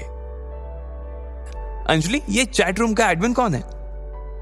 तभी अंजलि के पीछे से एक आवाज आई, हेलो गाइस, ये मेरी फ्रेंड और मेरी रूम पार्टनर डिंपल है। मुझे तो लगता है कि ये मुझसे भी ज्यादा सुंदर है। वैसे मैंने इसकी लाइव का लिंक कमेंट सेक्शन में डाल दिया है, आप जा सकते हैं वहां। अंजलि ने डिंपल का इंट्रोडक्शन करवाते हुए कहा। डिंपल भी अंजलि का लाइव देख रही थी। जब उसने देखा कि उसके कमेंट सेक्शन में 5 चांद पड़े हुए थे तो उसका दिमाग ही खराब हो गया। वो अपने मन में इन चारों के पैसे जोड़ रही थी और अचानक उसके मुंह से निकला 50,000। उन चांदों को देखकर डिंपल का भी मन कर रहा था कि वो उस अमीर आदमी से मिले और बात करे जिसने अंजलि को इतना बड़ा तोहफा दिया था। अंजलि, तुमने मेरे सवालों का जवाब नहीं दिया यार। मैं पूछ रही हूं ये आदमी कौन है? यार, पता तो मुझे भी नहीं है ये कौन है, नाम तो मुझे भी नहीं मालूम है और देखने से भी ऐसा ही लग रहा है कि ये सर मेरे लाइफ पर आज पहली दफा आए हैं। सर, आप सच में ही बहुत ही कूल हो, मैं तो आपकी फैन हो गई। आपने मेरी दोस्त अंजलि को 5 चांद दे दिए, ये तो सच में बहुत कूल है। वैसे मैं आपको बताना चाह रही थी कि मैं भी अपना खुद का लाइफ शुरू करने की सोच रही थी, तो क्या आप मेरे भी लाइफ से जुड़ेंगे? डिंपल, अंजलि ने कहा और उसे गुस्से में देखने लगी। मुझे तो तुमने कभी बताया ही नहीं कि तुम अपना लाइफ शुरू करने वाली हो। अगर तुमने शुरू कर भी दिया हो तो तुम्हें क्या लगता है कि तुम मेरे इस चांद को मुझसे छीन लोगी? डिंपल ने उसकी बात नहीं सुनी और कैमरे में देखते हुए बोली, सर मैं अपने बारे में ना आपको एक इंटरेस्टिंग फैक्ट बताना चाहती हूँ। मैं अभी तक सिंगल हूँ और मुझे ना आज तक कोई आपके जैसा बंदा मिला नहीं है। अब मिल भी कैसे सकता था सर? अब आप जैसे तो सिर्फ आप ही हो ना। अब अगर आपको भी कोई मेरी जैसी बंदी ना मिली हो ना तो हम लोग मिल सकते हैं, एक दूसरे को जान सकते हैं। सर आपका तो पता नहीं, लेकिन मुझे तो आपसे मिलने की ना बहुत ज्यादा एक्साइटमेंट हो रही है। जैसे ही उसने ये बात कही, नीचे किसी ने कमेंट किया, क्या कहा तुमने? तुम सिंगल हो? हाँ, अभी तक मैं सिंगल ही हूं और आज तक मैंने अपना किसी को बॉयफ्रेंड भी नहीं बनाया है। कैसी बात कर रही हो डिंपल? सबके सामने लाइव आकर झूठ। पूरी क्लास जानती है कि अभी अभी तुम्हारा लकी के साथ ब्रेकअप हुआ है और पूरी क्लास ये भी जानती है कि तुम आजकल राहुल के साथ घूमती हो। अरे तुम भी क्या बोल देती हो अंजलि? मैं और राहुल तो बस अच्छे दोस्त हैं यार, और इसके अलावा और कुछ भी नहीं। हम सिर्फ साथ में हैंग आउट करते हैं। और जहां तक बात रही लकी की, तो वो तो बेचारा इतना गरीब है। मैं तो सिर्फ उसकी पढ़ाई में हेल्प करती थी, कभी उसे कोई टॉपिक समझा देती तो कभी उसके नोट्स लिखवा देती थी। सर अगर आप वैसे डिंपल के बारे में और भी कुछ जानना चाहते हो तो मुझे भी। इससे पहले कि अंजलि आगे कुछ कह पाती, उसने देखा कि एडमिन चैट रूम छोड़कर चला गया था। उसे जाते हुए देखते ही डिंपल और अंजलि का मुंह उतर गया। इधर लकी ने अपना फोन बंद कर दिया और आंखें बंद करके अमित के पलंग पे लेट गया। ये सब सोचते हुए लकी को कब अमित के बिस्तर पर नींद आ गई उसे पता ही नहीं चला। अगले दिन जब उसके बाकी दोस्त क्लास के बाद अपने कमरे पर आ रहे थे तो वो सब लकी को भी अपने साथ ही ले आए थे। मेरी वार्डन से बात हो गई है, उसने कहा है कि तुम जब चाहो तब फिर से शिफ्ट कर सकते हो, इसलिए हम आज ही तुम्हारा कमरा खाली करके सारा सामान यहाँ से ले जाएंगे। अमित को भी कोई दिक्कत नहीं है, उसने भी हाँ कर दी है। प्रीतम ने कहा। लकी का भी उस कमरे में अकेले मन नहीं लग रहा था, इसलिए उसने भी हाँ कर दी थी कि इतने में अमित आ गया। जैसे ही वो कमरे में घुसा तो सबने उसकी उतरी हुई शक्ल देखी। वो बहुत उदास नजर आ रहा था। क्या हुआ भाई? लकी ने पूछा। कोयल को कुछ हो गया है, और कहते ही उसने अपनी गर्दन नीचे झुका ली। बाकी तीनों लोग घबराई हुई नजरों से उसे देख रहे थे। पर हुआ क्या भाई? कोयल ठीक है? लकी ने उसके पास लगी कुर्सी पर बैठते हुए कहा। तुम्हें मालूम है कल जब कोयल बिना लंच किए ही उठकर चली गई थी तो वो उस लड़के से टकरा गई थी, याद है? फिर उन दोनों के बीच कहासुनी हो गई और फिर हम लोग बीच में ही कूद गए थे। बाद में कोयल ने वहां से निकलकर पुलिस में उसकी शिकायत भी कर दी थी, लेकिन मुझे आज मालूम पड़ा कि वो आदमी कौन था। कौन था? वो मोहित रायजादा था। उसके पिता लायन ग्रुप ऑफ कंपनीज के मालिक हैं और वो लायन ग्रुप का आने वाला सीईओ है। Lion Group? भाई लायन ग्रुप तो दिल्ली की 10 सबसे बड़ी फर्मों में आता है ना। अरे यार, कोयल ने कितनी बड़ी मुसीबत ले ली है। जब लकी ने उसे शांत करवा ही दिया था तो फिर उसे पुलिस स्टेशन जाने की क्या जरूरत थी यार? हाँ, लेकिन कोयल भी तो किसी बड़े परिवार की बेटी है ना भाई। उसके पिता का अकाउंट अगर न्यू सिटी बैंक में है तो वो भी तो पावरफुल होगी ना, लकी ने कहा। भाई उसके पापा की कोयल ग्रुप ऑफ कंपनीज नाम से फर्म तो है, वो भी बहुत बड़ी है, लेकिन लायन ग्रुप के आगे वो कुछ भी नहीं है यार। और मैंने तो ये भी सुना है कि लायन ग्रुप और कोयल ग्रुप के बीच कुछ प्रोजेक्ट्स पर पार्टनरशिप चल रही थी। लायन ग्रुप ने कोयल ग्रुप को कुछ काम दिलवाया हुआ था, लेकिन अब इस झगड़े के बाद वहां से कोयल के पिता के पास एक लेटर आया है और अब वो कह रहे हैं कि उनकी सारी पार्टनरशिप वो खत्म कर रहे हैं और ये भी कहा है कि आगे से वो कोई काम नहीं करेंगे। ये सुनते ही ना भाई कोयल के पापा सख्ते में आ गए। बस यही समझ कि उन्हें हार्ट अटैक नहीं आया है, वरना हमारे बीच नहीं होते वो आज। उसके बोलने के बीच ही अमित का फोन बजने लगा। सब लोग उसके फोन की घंटी की आवाज सुनते ही शांत हो गए थे। अमित ने डरते हुए अपनी जेब से फोन निकाला और स्क्रीन पर देखने लगा। वो फोन रोशनी का था। वो समझ गया कि जरूर कोई बात थी। उसने अपने दोस्तों को देखा और फिर रोशनी का फोन उठा लिया। हाँ बेबी, ठीक है, मैं अभी आ रहा हूँ। क्या हो गया भाई? यार कोयल को उसके पिता का भी थोड़ी देर पहले फोन आया था। वो कह रहे थे कि भले ही गलती मोहित ने की थी, लेकिन फिर भी कोयल को उसके सामने झुकना पड़ेगा। मैं पहले से ही मोहित के बाप क्रांति रायजादा को जानता हूँ। जो भी उससे उलझने की कोशिश करता है ना, वो उससे इतनी आसानी से नहीं छोड़ता है। उसके ऊपर ना जाने कितने सारे मर्डर के चार्जेस लगे हुए हैं, पर फिर भी वो आराम से बाहर घूम रहा है। सोचो, अगर मुझे पता होता ना कि वो क्रांति रायजादा का बेटा है मोहित, तो हम पूरे मामले को अलग तरह से डील कर सकते थे। अच्छा, कोयल अगर मना कर दे तो? वो मना नहीं कर सकती है भाई। अगर उसने मना कर दिया ना तो उसके पापा की कंपनी रातों रात बिक जाएगी और उसका पूरा परिवार सड़क पर आ जाएगा भाई। सोच। लकी ने देखा कि दिशा, मानसी और रोशनी कोयल को उसके पलंग पर घेर कर बैठे हुए थे। कोयल अपने घुटनों को मोड़कर सहमी सी पलंग के कोने पर अपनी पीठ टिकाए बैठी हुई थी। कैसी है कोयल अब? अमित ने अंदर दाखिल होते ही रोशनी से पूछा। रोशनी ने अमित को खींचा और बाकी सब लोग भी उन दोनों के साथ दरवाजे के पास चले गए। कोयल के पिता ने कोयल की गलती न होने के बाद भी उसे बहुत डांट और खूब सुनाया है। वो पिछले 3 घंटे से बैठकर रो रही है। यार मुझे लगता है कि यार उसके पिताजी भी किसी मजबूरी में फंस गए हैं। कंपनी उनकी अकेली की नहीं है बल्कि उसके 7-8 पार्टनर्स हैं और वो सब उसके बाप को धमकी दे रहे हैं कि अगर उसके पापा ने कोयल को नहीं भेजा तो वो उन्हें और उनकी बेटी को जान से मार देंगे। उनके पापा ने मुझे भी फोन किया था और बोले कि तुम कोयल का ध्यान रखना। और इस दौरान यार वो कोई ना कोई रास्ता निकालने की कोशिश कर रहे हैं ताकि कोयल को इन सब चीजों से बाहर निकाल सके वो। इसके बाद वो लोग आकर कोयल के पास बैठ गए थे। कोयल देखो, रोने से कुछ नहीं होगा। अब हम लोग आ गए हैं ना तो सब मिलकर कोई ना कोई रास्ता जरूर निकाल देंगे। अभी 100 नंबर पर फोन लगाओ, बुलाओ पुलिस को, अभी के अभी। उसकी जरूरत नहीं है, उससे कुछ नहीं होने वाला है। नहीं। कोयल ने रोते हुए अपने घुटनों में गढ़ा चेहरा ऊपर उठाते हुए कहा। लकी ने देखा कि रोने की वजह से उसकी आंखें लाल पड़ गई थी। अगर किसी को फोन करना है तो किसी ऐसे आदमी को करो जो मोहित और उसके बाप से भी बड़ा आदमी हो। वही हमारे बीच में बोलकर हमारी मदद कर सकता है। मैं अभी अपने पिता से पूछता हूँ कि वो किसी ऐसे आदमी को जानते हैं या नहीं जानते। अमित ने कहा और अपना फोन निकालकर अपने पिता को फोन करने के लिए बाहर चला गया। मैं भी पूछती हूँ, रोशनी ने कहा। चिंता मत करो, तुम्हारी और तुम्हारी फैमिली की प्रॉब्लम जल्द ही सॉल्व हो जाएगी। लकी के मुंह से ये बात सुनकर कोयल थोड़ा चौंक गई थी और वो उसी की ओर देखने लगी। जब वो रो रही थी तो उसे पता ही नहीं चला कि लकी भी उसे चुप करवाने के लिए आया हुआ था। तुम भी आए हो? कोयल, लकी भी तुम्हारी मदद करने के लिए यहाँ आया है यार। वो भी वही सोच रहा है जो हम सब सोच रहे हैं। उसे भी तुम्हारी उतनी ही चिंता है जितनी की हमें है। रोशनी ने लकी की ओर से जवाब देते हुए कहा। अच्छा, इसे भी चिंता है? अगर कल तुम वहां नहीं आते ना तो मुझे वहां से उठकर नहीं जाना पड़ता। ना ही मैं वहां से उठकर जाती और ना ही मैं जल्दबाजी में मोहित से टकराती। अगर मैं मोहित से टकराती ही नहीं तो फिर तुम बीच में आकर हीरो नहीं बनते। तो बताओ, क्या यह सब होता? बोलो। निकलो, अभी के अभी मेरे कमरे से बाहर निकलो, निकलो अभी। इसलिए वो चुपचाप दरवाजे की ओर बढ़ने लगा। अरे रुको लकी, तुम्हें जाने की जरूरत नहीं है। वो तो कोयल को बस थोड़ा सा गुस्सा आ रहा है, वरना वो कोई बात नहीं है यार। अमित ने लकी को एक कोने में ले जाकर समझाते हुए कहा। नहीं, ऐसी कोई बात नहीं है। मैं समझ सकता हूँ यार कि कोयल अभी थोड़ी परेशान है। मैं उसे और परेशान नहीं करना चाहता। तुम उससे जाकर कह दो कि चिंता करने की कोई बात नहीं है, अभी थोड़ी ही देर के अंदर सब कुछ ठीक हो जाएगा। लकी ने कहा और अमित के कंधे पर अपना हाथ रखकर वो दरवाजे के बाहर निकल गया। मैं अभी अपने हाई स्कूल के दोस्त प्रशांत को फोन करके देखती हूँ।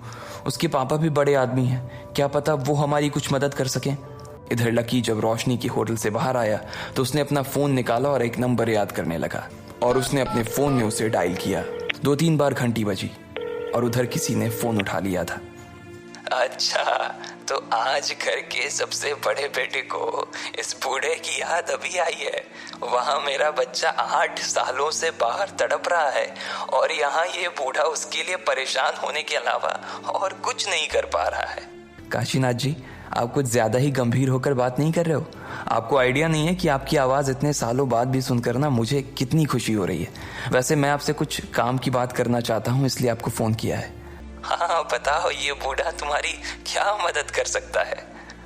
अब क्योंकि मैंने वो परीक्षा पास कर ली है तो इसका मतलब मैं परिवार के सारे अधिकारों का इस्तेमाल कर सकता हूँ ना? हाँ भाई, आप परीक्षा तो परसों ही पार कर गए थे और परिवार ने आपके ऊपर से सारी बंदिशें भी उसी दिन हटा दी थी। ठीक है, तो मैं क्रांति रायजादा, जो कि लायन ग्रुप ऑफ कंपनीज के मालिक हैं, उनसे साफ शब्दों में कुछ कहलवाना चाहता हूँ। Lion Group? ये लायन ग्रुप किसका है? दिल्ली का ही एक छोटा सा ग्रुप है, लकी ने कहा। वो जानता था अग्रवाल एंड अग्रवाल नाम का उनका ग्रुप पूरे देश में फैला हुआ था। ओ अच्छा, दिल्ली की कंपनी है। हाँ तो हो जाएगा। मैं अभी रुस्तम डांगी को फोन कर देता हूँ, नॉर्थ का सारा काम वही तो देखता है। वैसे आप उस क्रांति रायजादा से कहलवाना क्या चाहते हो? उनसे ये कहना है कि कोयल ग्रुप के अगेंस्ट वो जो भी एक्शन लेने का सोच रहे हैं उसे वो अभी के अभी रद्द कर दें। ठीक है, समझ गया। आप चिंता मत कीजिए, अभी आधे घंटे में आपका काम हो जाएगा। उधर कोयल ने अपना फोन काट दिया था। उसने अपने जिस दोस्त को फोन किया था, उसके पिता दिल्ली के किसी बड़े से आदमी से मिलकर उसका काम करवाने वाले थे। अब देखना यह था कि आखिर कौन मोहित को कोयल से दूर करवाने वाला था। उधर लकी की बात सुनते ही काशीनाथ जी ने रुस्तम डांगी को फोन लगा दिया था और इधर कोयल के दोस्त प्रशांत के पिताजी ने भी उसकी मदद करने की ठान ली थी। प्रशांत के पिता जयेश ने कोयल की मदद करने के लिए इसलिए हाँ कर दी थी क्योंकि Delhi trade and merchant union के अध्यक्ष चेतन मित्तल उनके स्कूल के खास दोस्त थे। इस वक्त चेतन मित्तल अपनी कंपनी में किसी विदेशी क्लाइंट के साथ एक डील साइन करने में जुटे हुए थे। जब ये मीटिंग चल रही थी तभी चेतन मित्तल के कॉन्फ्रेंस रूम का दरवाजा खुला और उनका सेक्रेटरी हॉल के अंदर आ गया। सर, एक बात करनी थी आपसे। सेक्रेटरी ने धीरे से चेतन मित्तल के पास आते हुए कहा। उसने भी हाँ में गर्दन हिला दी। इसके बाद सेक्रेटरी उसके करीब आया और उसके कानों में कुछ कहने लगा। मुझे माफ करना साथियों, लेकिन मुझे अभी किसी बहुत ही जरूरी काम के लिए यहां से निकलना पड़ेगा। हम इस डील के बारे में बाद में बात करेंगे। मैं जानता हूं कि इस तरह की मीटिंग को बीच में छोड़कर जाना ठीक नहीं है, लेकिन आप लोग मुझे आज माफ कर देना प्लीज। इतना कहकर चेतन अपनी कुर्सी पर से उठा और दरवाजे से बाहर निकलने लगा। चेतन जी, अगर आप इस तरह से डील के नेगोशिएशन में बीच में उठकर चले जाएंगे तो फिर आगे इस बारे में आपसे कोई बात नहीं करना चाहेगा। देखिए, आपका कहना बिल्कुल ठीक है, लेकिन फिर भी इस वक्त मुझे जाना पड़ेगा। आगे जैसा आप लोगों को ठीक लगे, चेतन ने कहा और वहां से निकल गया। उसके सेक्रेटरी ने उसके कान में ये कहा था कि अभी अभी रुस्तम डांगी का फोन आया था और उसने लायन ग्रुप और कोयल ग्रुप के बीच जो विवाद था उसे सुलझाने के लिए चेतन मित्तल को याद किया था। ठीक इसी वक्त प्रशांत के पिता जयेश भी चेतन के दफ्तर में पहुंच चुके थे। चेतन भाई, जयेश जी चेतन की ओर देखकर मुस्कुराए और उसकी ओर बढ़ने लगे। उन्हें इस बात का पूरा भरोसा था कि चेतन उनकी इस मामले में कुछ मदद कर सकता था, लेकिन चेतन ने उसकी तरफ मुड़कर भी नहीं देखा और ना ही उसकी बात को सुना। वो दरवाजे से सीधा बाहर निकल गया और अपनी गाड़ी में बैठ गया। इधर लकी भी लाल किले की दीवार पर आकर बैठ गया था। ठीक उसी वक्त फिर से उसके फोन की घंटी बजी। लकी ने देखा ये भूमिका का फोन था। उसका फोन देखते ही लकी उदास हो गया था। वो कॉलेज की चीयर लीडर टीम की लीडर थी। लकी भी उस टीम का अभी तक एक हिस्सा था। हेलो लकी, अभी के अभी लाल मैदान में आओ। हाँ, पर क्या हुआ? ज्यादा सवाल जवाब मत करो, जो कह रही हूं वो करो। वैसे भी यहां मेरा दिमाग खाने वाले बहुत से लोग मेरे सिर पर बैठे हुए हैं। भूमिका ने कहा और बिना लकी की बात सुने ही फोन काट दिया। थोड़ी ही देर बाद लकी मैदान में पहुंच चुका था। लकी, पहले तो तुम इधर आओ। तुम आज इतने स्लो मोशन में क्यों चल रहे हो? इससे पहले कि लकी कोई जवाब दे पाता, भूमिका ने अपनी जेब से 100 रुपए का नोट निकाला और बोली, जाओ और मेरी सभी साथियों के लिए पानी का बॉटल लेके आओ। अरे यार, ये तो तुम मुझे फोन पे भी बता सकती थी ना। अगर तुम पहले ही बोल देती तो मैं पहले ही लेकर आ जाता। अब फिर से इतना चाहो? अच्छा, तो तुम अब लीडर को सामने से जवाब दोगे? 2 कदम और चलने से ना तुम घिस नहीं जाओगे लकी महाराज। और तुमसे अगर नहीं होता ना तो बोल दो, मैं खुद ही जाकर ले आऊंगी। रिस्पॉन्सिबिलिटी नाम की कोई चीज होती है या नहीं होती है? वो वहां से निकल गया। थोड़ी देर बाद लकी वापस आ गया। लकी वहीं स्टैंड्स में बैठकर उन्हें देख रहा था। तभी उसे अपने पास से एक आवाज आई, तुम भी वहां जाकर उनके साथ क्यों नहीं खेलते? लकी ने घूम कर देखा तो उसके होश उड़ गए। उसके पास एक लड़की आकर बैठ गई थी। हेलो। इससे पहले कि लकी इसके आगे कुछ कह पाता, उसने देखा कि लड़की के बगल में एक और लड़का आकर बैठ गया था। उसने पहले लकी को देखा और फिर उस लड़की की ओर देखते हुए बोला, हेलो, मेरा नाम विक्रांत है। मैं बास्केटबॉल टीम से हूँ। मेरी फैमिली बिजनेस में है और अभी हम लोगों ने एक छोटी सी कंपनी खोली है जिसका एनुअल टर्नओवर 200 करोड़ रुपए का है। मेरा नाम अदिति है, मैं भूमिका की दोस्त हूँ। ओह, अदिति, काफी अच्छा नाम है। भूमिका तो वैसे अभी प्रैक्टिस में बिजी है और उसे तो अभी थोड़ा टाइम भी लगेगा, इसलिए वो अभी तुमसे बात नहीं कर पाएगी। अगर तुम चाहो तो मैं तुम्हें वॉक पर ले जा सकता हूँ। नहीं सॉरी, मैं यहीं ठीक हूँ। इससे पहले कि वो अदिति को मना कर पाता, उसकी टीम के किसी साथी ने उसे बुला लिया और बीच में ही उसे जाना पड़ा। जैसे ही विक्रांत उन दोनों के बीच से उठकर निकला, अदिति लकी की तरफ घूमी और उससे पूछा, तुम्हारा नाम क्या है? लकी। अब इससे पहले कि इन दोनों के बीच कोई बात आगे हो पाती, भूमिका उन दोनों के बीच में आ गई। अदिति, तू यहां क्यों बैठी हुई है? भूमिका ने लकी को वहां से उठने का इशारा किया और बोला, जाओ सबको पानी पिलाओ। लकी को उसकी बात का बुरा तो लगा, लेकिन क्योंकि अदिति वहां बैठी थी इसलिए उसने पलटकर कोई जवाब नहीं दिया और वहां से चला गया। इधर सब लोग कोयल के कमरे में परेशान से घूम रहे थे। कोयल ने देखा कि सूरज ढलने लगा था और जल्द ही रात होने वाली थी। उसे लग रहा था कि मोहित रायजादा कभी भी उसे लेने के लिए उसके आदमी वहां भेज सकता था। बाकी लोगों को भी यही डर सता रहा था। नहीं, मुझे नहीं जाना, मुझे बचा लो, मुझे नहीं जाना। कोयल ने अचानक ही चीखते हुए कहा। सब लोगों ने उसे देखा और दौड़कर उसके पास आकर बैठ गए। तू चिंता मत कर कोयल, कोई ना कोई रास्ता निकल आएगा, रोशनी ने कहा। कि अचानक कोयल के फोन पर उसके पिताजी का फोन आया। कोयल ने फोन उठाया। उधर से उसके पिताजी ने ना जाने क्या कहा, जिस पर कोयल बोली व्हाट। इतना कहते ही उसका मुंह खुला का खुला रह गया था। अदिति अभी भी लकी की ओर देख रही थी। भूमिका ने अदिति का ध्यान लकी के ऊपर से हटाते हुए अपनी ओर खींचा और बोली, कहां देख रही हो? इसी बीच भूमिका का मोबाइल बज उठा। अचानक से उसका गुस्सा शांत हुआ और उसने अपने बैग से अपना मोबाइल निकाला। जैसे ही भूमिका ने अपने स्क्रीन पर वो नंबर देखा, वो और भी ज्यादा परेशान हो गई। वो अपनी जगह से खड़ी हुई और फोन उठाकर आगे जाते हुए बोली, अरे हाँ दीदी, अरे दीदी, जब फैमिली को आपकी एज की वजह से इतना प्रेशर फील नहीं हो रहा तो फिर आप अपने आप के ऊपर इतना बर्डन क्यों ले रही हो? हाँ, मजे से जाओ, कहीं बाहर घूम के आओ। और अब मुझे फोन तभी करना जब आपकी जीवन में ना प्रॉब्लम जैसी कोई प्रॉब्लम आए, ठीक है? क्या हो गया? अरे कुछ नहीं यार, वही मेरी पंजाब वाली कजिन, तुम्हें मालूम है ना, वो मुझसे बड़ी है। अब उसकी पढ़ाई भी पूरी हो चुकी है, लेकिन वो कहीं पर जॉब नहीं कर रही है। अब फैमिली उससे कह रही है कि या तो कोई जॉब कर ले या फिर शादी कर ले। जैसे ही उसने ये बात कही, बाहर किसी कार के हॉर्न बजने की आवाज आई। वो हॉर्न 2 बार बजा था। भूमिका ने कोर्ट के बाहर लगी जाली के पार देखा तो वहां एक काले रंग की गाड़ी खड़ी थी और उसमें से एक बॉडी बिल्डर दिखने वाला लड़का बाहर निकल आया था। ईशान, तुम? अरे कैप्टन, तुमने ये गाड़ी कब खरीद ली? ईशान भाई तो तब से कार चला रहे हैं जब से वो 2nd ईयर में थे। वैसे ईशान भाई, ये कितने की पड़ी? अरे ये कोई ज्यादा महंगी नहीं है, सब कुछ मिलाकर बस 56 लाख। मैं तो इसे सब तब तक ही चलाऊंगा जब तक यूनिवर्सिटी में पढ़ रहा हूं। यहां से निकलते ही मैं इससे भी ऊंची वाली एक गाड़ी खरीदूंगा। कौन है ये? अदिति ने लकी से पूछा। ये ईशान है, यहाँ की बास्केटबॉल टीम का कैप्टन। काफी अमीर परिवार से, विक्रांत से 10 गुना ज्यादा टर्नओवर होगा इसके पिता की कंपनी का। ईशान, हम एक बार अपनी नई गाड़ी में जरा रजौरी गार्डन तक तो घुमा कर लाओ, हम भी तो इसमें बैठकर दिल्ली देखें। भूमिका ने खिसिया कर मुस्कुराते हुए ईशान से कहा, कोई दिक्कत नहीं है, चलो अभी घुमा कर आते हैं तुम्हें रजौरी। इधर भूमिका ने उसकी गाड़ी की फ्रंट सीट का दरवाजा खोला और गाड़ी की मखमली सीट पर बैठ गई। इतने में उसने देखा कि विक्रांत भी वहीं पर खड़ा था। उसने भूमिका और ईशान की ओर मुस्कुराते हुए देखा और बोला, कैप्टन, आप ऐसे ऐसे अकेले ड्राइव पर जा रहे हो तो फिर हम लोग क्या करेंगे? ये गलत बात है। चीयर लीडर टीम यहाँ है तो बास्केटबॉल वाली टीम भी यहीं पर है ना। नई गाड़ी की पार्टी तो बनती है, क्यों ना हम आज दोनों टीमों का साथ में गेट टुगेदर कर लें? अच्छा ऐसा, तो ऐसा करते हैं कि तुम लोग दिल्ली दरबार पहुंचो, ऑर्डर कर दो, मैं इन लोगों को थोड़ा इधर उधर घुमा कर लाता हूं और फिर हम लोग साथ में डिनर करते हैं। जब ईशान और विक्रांत आज की पार्टी की प्लानिंग कर रहे थे, तभी भूमिका अदिति को ढूंढ रही थी। वो हर बार की तरह इस बार भी थोड़ी सी लेट ही थी। अरे चलना जल्दी, क्या है जो इतनी धीरे धीरे आ रही है?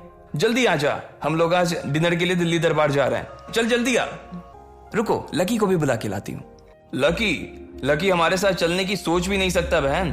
तुझे पता है दिल्ली दरबार में पर पर्सन क्या चार्जेस हैं? हाँ, जिन जगहों पर बैठकर हम लोग खाते हैं ना, उसने वो जगह ना अपनी जिंदगी में कभी देखी नहीं होगी। और तुम उसके कपड़े तो देखो, उसके साथ साथ चलने में तो हमें भी शर्म आ जाएगी। इसलिए बेटर यही है कि तुम उसे यहीं से टाटा बाय बाय कर लो और हमारे साथ चलो। अदिति लेकिन उसके बारे में ऐसी कोई बात नहीं करना चाहती थी, और अगर ऐसे में लकी को अपने साथ चलने के लिए कहती तो बाकी लोगों को बुरा लग सकता था। इसलिए अदिति गाड़ी में बैठ गई, लेकिन लकी वहीं खड़ा रह गया। भूमिका ने उसे अदिति की ओर देखते हुए देखा तो उसे गुस्सा आ गया और उसने शीशा नीचे करते हुए कहा, हमारे बैग और हमारे बाकी के सामान अलमारी में रख देना, ध्यान रखना उसमें से कुछ छूट न जाए। गाड़ी आगे बढ़ गई और अदिति की नजरें पीछे लकी पर ही चिपकी रह गई। तभी उसका फोन बजा। फोन की दूसरी तरफ काशी नाची थे। लकी सर, रुस्तम डांगी का भी फोन आया था। उसने कहा है कि चिंता करने की कोई जरूरत नहीं है, मामला निपट चुका है। अच्छा ठीक है। लगभग शाम को 6 बजे के करीब जब सब सामान समेट कर लकी जॉगिंग करने लगा था, तब उसके फोन पर अमित का फोन आया। अमित की आवाज से ही लग रहा था कि वो बहुत खुश था। भाई कहाँ है तू? मैं तुझे कैसे बताऊं कि क्या हो गया है यार? मैं ग्राउंड पर हूँ यार, जॉगिंग कर रहा हूँ, और मुझे पता है कि कोयल का मैटर सॉल्व हो गया है। अरे भाई, तुझे कैसे पता? अरे यार, मुझे तेरी आवाज से पता चल गया पगले। अगर मैटर सॉल्व नहीं हुआ होता तो तू इतना खुश थोड़ी होता। हाँ अब यार, ये भी बात सही है। चल अब तू जल्दी से काके पर आ जा। कोयल कह रही है कि उसकी तरफ से आज ट्रीट है, हम पहुंच चुके हैं, तू भी जल्दी आ जा। नहीं यार, तुम लोग मजे करो, मैं नहीं आ रहा। अरे यार भाई, ऐसा मत कर यार, देख सब लोग यहीं पर है, अब तू नहीं आएगा तो अच्छा नहीं लगेगा। अमित ने सिर्फ इतना ही कहा और इससे पहले कि लकी कुछ कह पाता, अमित ने फोन काट दिया। लकी असमंजस में फंस चुका था। उसे समझ नहीं आ रहा था कि आखिर वो मना करने के लिए फोन करने लगा, लेकिन अमित ने उसका फोन काट दिया और थोड़ी देर बाद उसके फोन पर मैसेज आया जिसमें अमित ने लिखा, कोई बहाना नहीं चलेगा भाई, तुझे आना ही पड़ेगा। चलो दोस्त के लिए थोड़ी और बेइज्जती ही सही। लकी ने अपने आप से कहा और फिर मैदान से बाहर निकल आया। इधर कोयल अपने बाकी दोस्तों के साथ काके पर आ चुकी थी। उसके साथ एक ही टेबल पर 10 लोग बैठे हुए थे। उसने लकी को देखा और देखते ही उसकी आंखों में उसके लिए गुस्सा उतर आया। जैसे ही लकी उनकी टेबल के पास पहुंचा, कोयल ने कहा, तुम फिर से यहां आ गए? मैंने तो तुम्हें नहीं बुलाया था। इस बार कोयल के इस कहे से लकी का गुस्सा बढ़ गया था। सभी लोग कोयल की इस बात से हैरान थे। लकी के दोस्त भी कोयल को बस देखे जा रहे थे। लकी कोयल की नजरों में अपने लिए इतनी नफरत नहीं देख सकता था। कोयल की बातें सुनकर लकी का मन तो खराब हो ही गया था, लेकिन आज कोयल का मूड काफी अच्छा था, इसलिए उसने लकी से कहा, चलो अब मेरा मूड ठीक है तो अब आ ही गए हो तो बैठ जाओ। लकी वहीं का वहीं खड़ा रह गया था। अमित उसके पास आया और लकी के कानों में बोला, अरे यार तू उसकी बात का बुरा मत मान यार, चल तेरा भाई आज खुश है, तू मेरे साथ बैठ जाना, चल आजा। अमित ने कहा और उसे उसका हाथ पकड़कर ले जाने लगा। लकी भी उसके पीछे चला गया और अमित के पास जाकर बैठ गया। कोयल ये वही लड़का है ना, और तेरी ट्रीट में इसका क्या काम है? कोयल की एक दोस्त ने लकी की ओर टेढ़ी नजरों से देखा और पूछा, ये भाई बहुत ही कमाल के इंसान है, इनसे बड़ा अजूबा ना आपको पूरी दिल्ली में कहीं भी देखने को नहीं मिलेगा। कल सुबह ये पैसे निकालने के लिए बैंक में गए, पता है कौन से बैंक? New city bank. और वहां जाकर ये मैनेजर से कह रहे हैं कि मुझे पैसे निकालने हैं। मैनेजर ने इससे पूछा, आपका कार्ड कहाँ है? तो इन भाई साहब ने बोला कि मेरे पास तो कोई कार्ड ही नहीं है। कोयल का इतना कहना हुआ कि वहां बैठे कुछ लोगों के चेहरे पर हंसी आ गई। और फिर पता है उसके बाद क्या हुआ? लायन ग्रुप का सीईओ क्रांति रायजादा, मोहित रायजादा का बाप, सीधा मेरे पिताजी के ऑफिस आया और मेरे पापा के सामने हाथ जोड़कर उसने माफी मांगी है। इसे कहते हैं जैसे को तैसा। हाँ लेकिन कोयल, एक बात कहूं, मुझे नहीं लगता तेरी फैमिली ने ये प्रॉब्लम इतनी आसानी से सॉल्व कर ली होगी यार। लायन ग्रुप एक बहुत बड़ा ग्रुप है, वो दिल्ली की टॉप 10 कंपनीज में से एक है।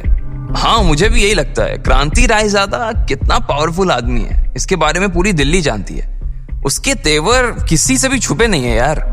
हाँ हो सकता है कि इसमें किसी और का भी हाथ हो। हाँ तो तुम क्या मेरे पापा को कोई छोटा मोटा आदमी समझते हो? मेरे पापा के आगे ना क्रांति रायजादा जैसे 10 आदमी भी पानी भरते हैं। वो चाहे तो एक झटके में मोहित और उसके बाप को हमारी कंपनी के गेट पर गार्ड की नौकरी पर रख सकते हैं। मेरे पापा के आगे वो जीरो है। फिर भी तुम लोगों को विश्वास नहीं हो रहा ना कि ये उन्होंने किया या नहीं? तो चलो मैं तुम्हारे सामने उन्हीं से पूछ लेती हूँ। फिर कोयल ने अपने पर्स में से अपना फोन निकाला और उसके पिता का नंबर मिलाया। फिर उसने फोन का स्पीकर भी चालू कर दिया ताकि जो भी बात कर रही थी उसे उसके बाकी दोस्त भी सुन पाए।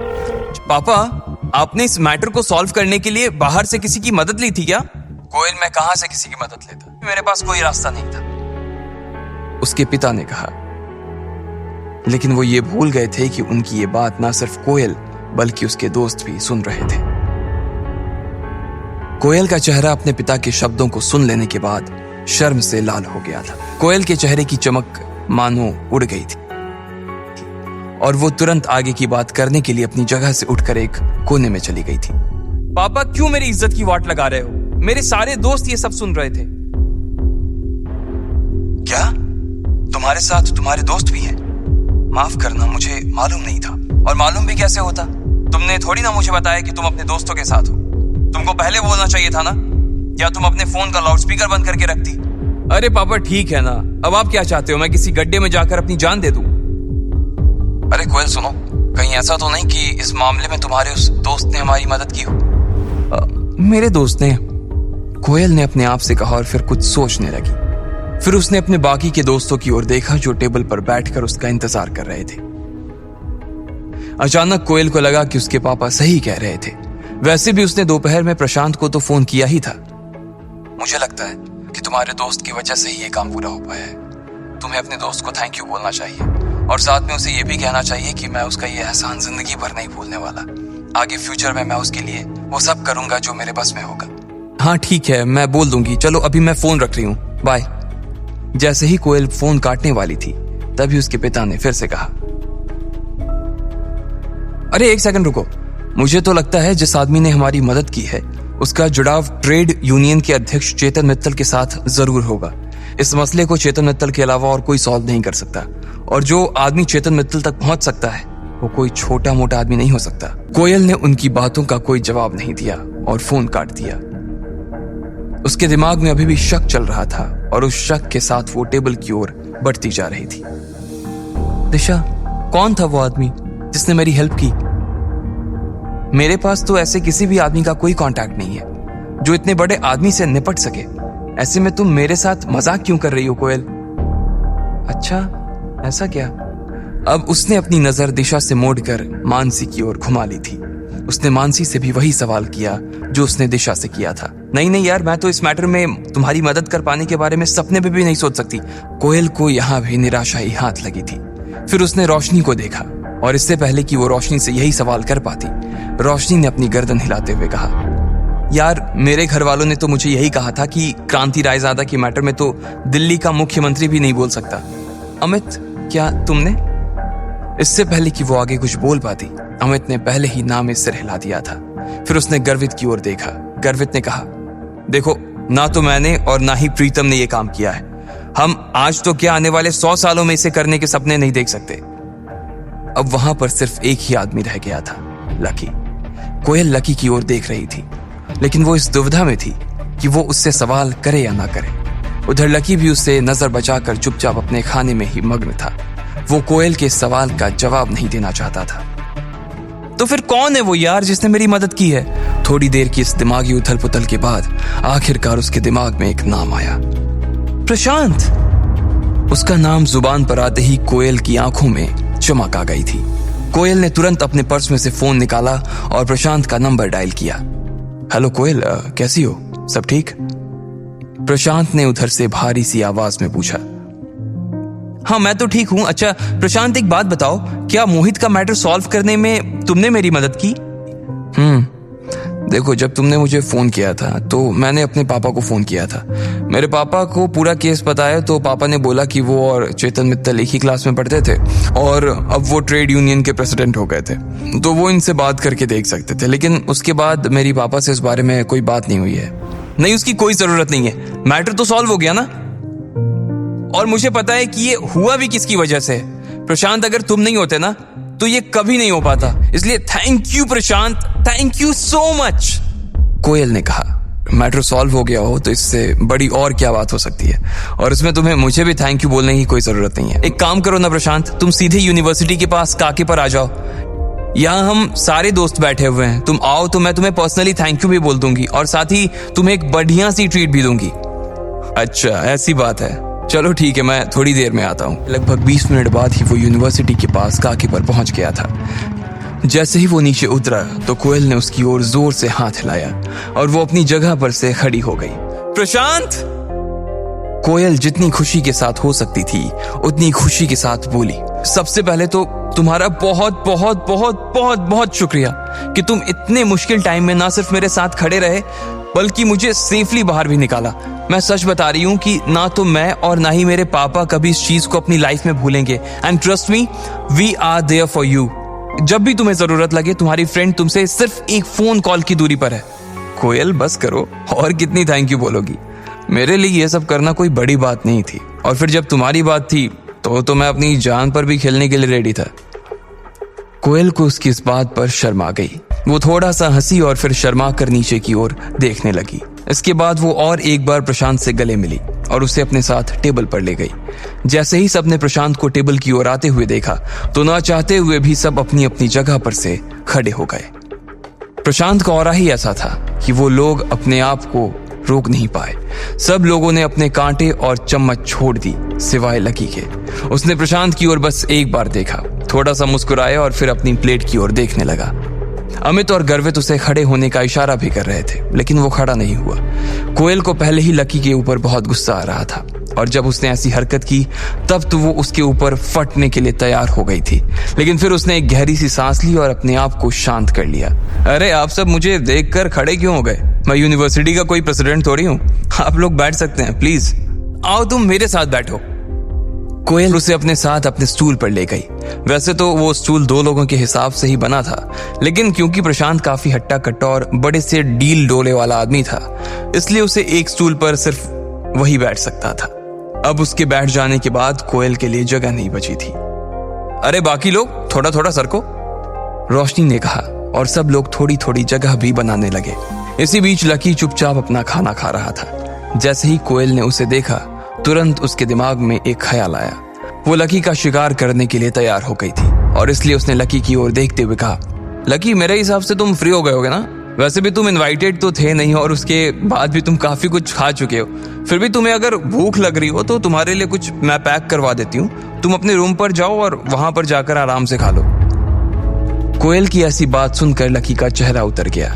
उसे लग रहा था कि उसके दिल में किसी ने छुरा घोंप दिया था। कोयल ने वो दिन नहीं देखे थे जिन्हें लकी अभी जी करा रहा था, इसलिए कुछ पलों के गुस्सों के बाद उसके चेहरे पर मुस्कान आ गई थी। उसने अपना सिर हाँ में हिलाया और अपना कांटा प्लेट में रखकर टिश्यू से अपना हाथ पोंछकर वहां से उठकर बाहर जाने लगा। लकी रात के अंधेरे भरे आसमान को देखता हुआ आगे बढ़ता जा रहा था। आसमान में ढेर सारे तारे थे, लेकिन उन तारों को देखकर लकी और उदास हो गया था। यूनिवर्सिटी की पास की चौपाटी से होते हुए जब लकी गुजर रहा था तो उसने देखा कि ढेर सारे लड़के और लड़कियां वहां पर खा पी रहे थे और मजे कर रहे थे। रात के अंधेरे में भी वो गली जगमगा रही थी। थोड़ी ही दूर पर उस पानी पूरी वाले का ठेला भी खड़ा था, जहां से अक्सर लकी और डिंपल पानी पूरी खाया करते थे।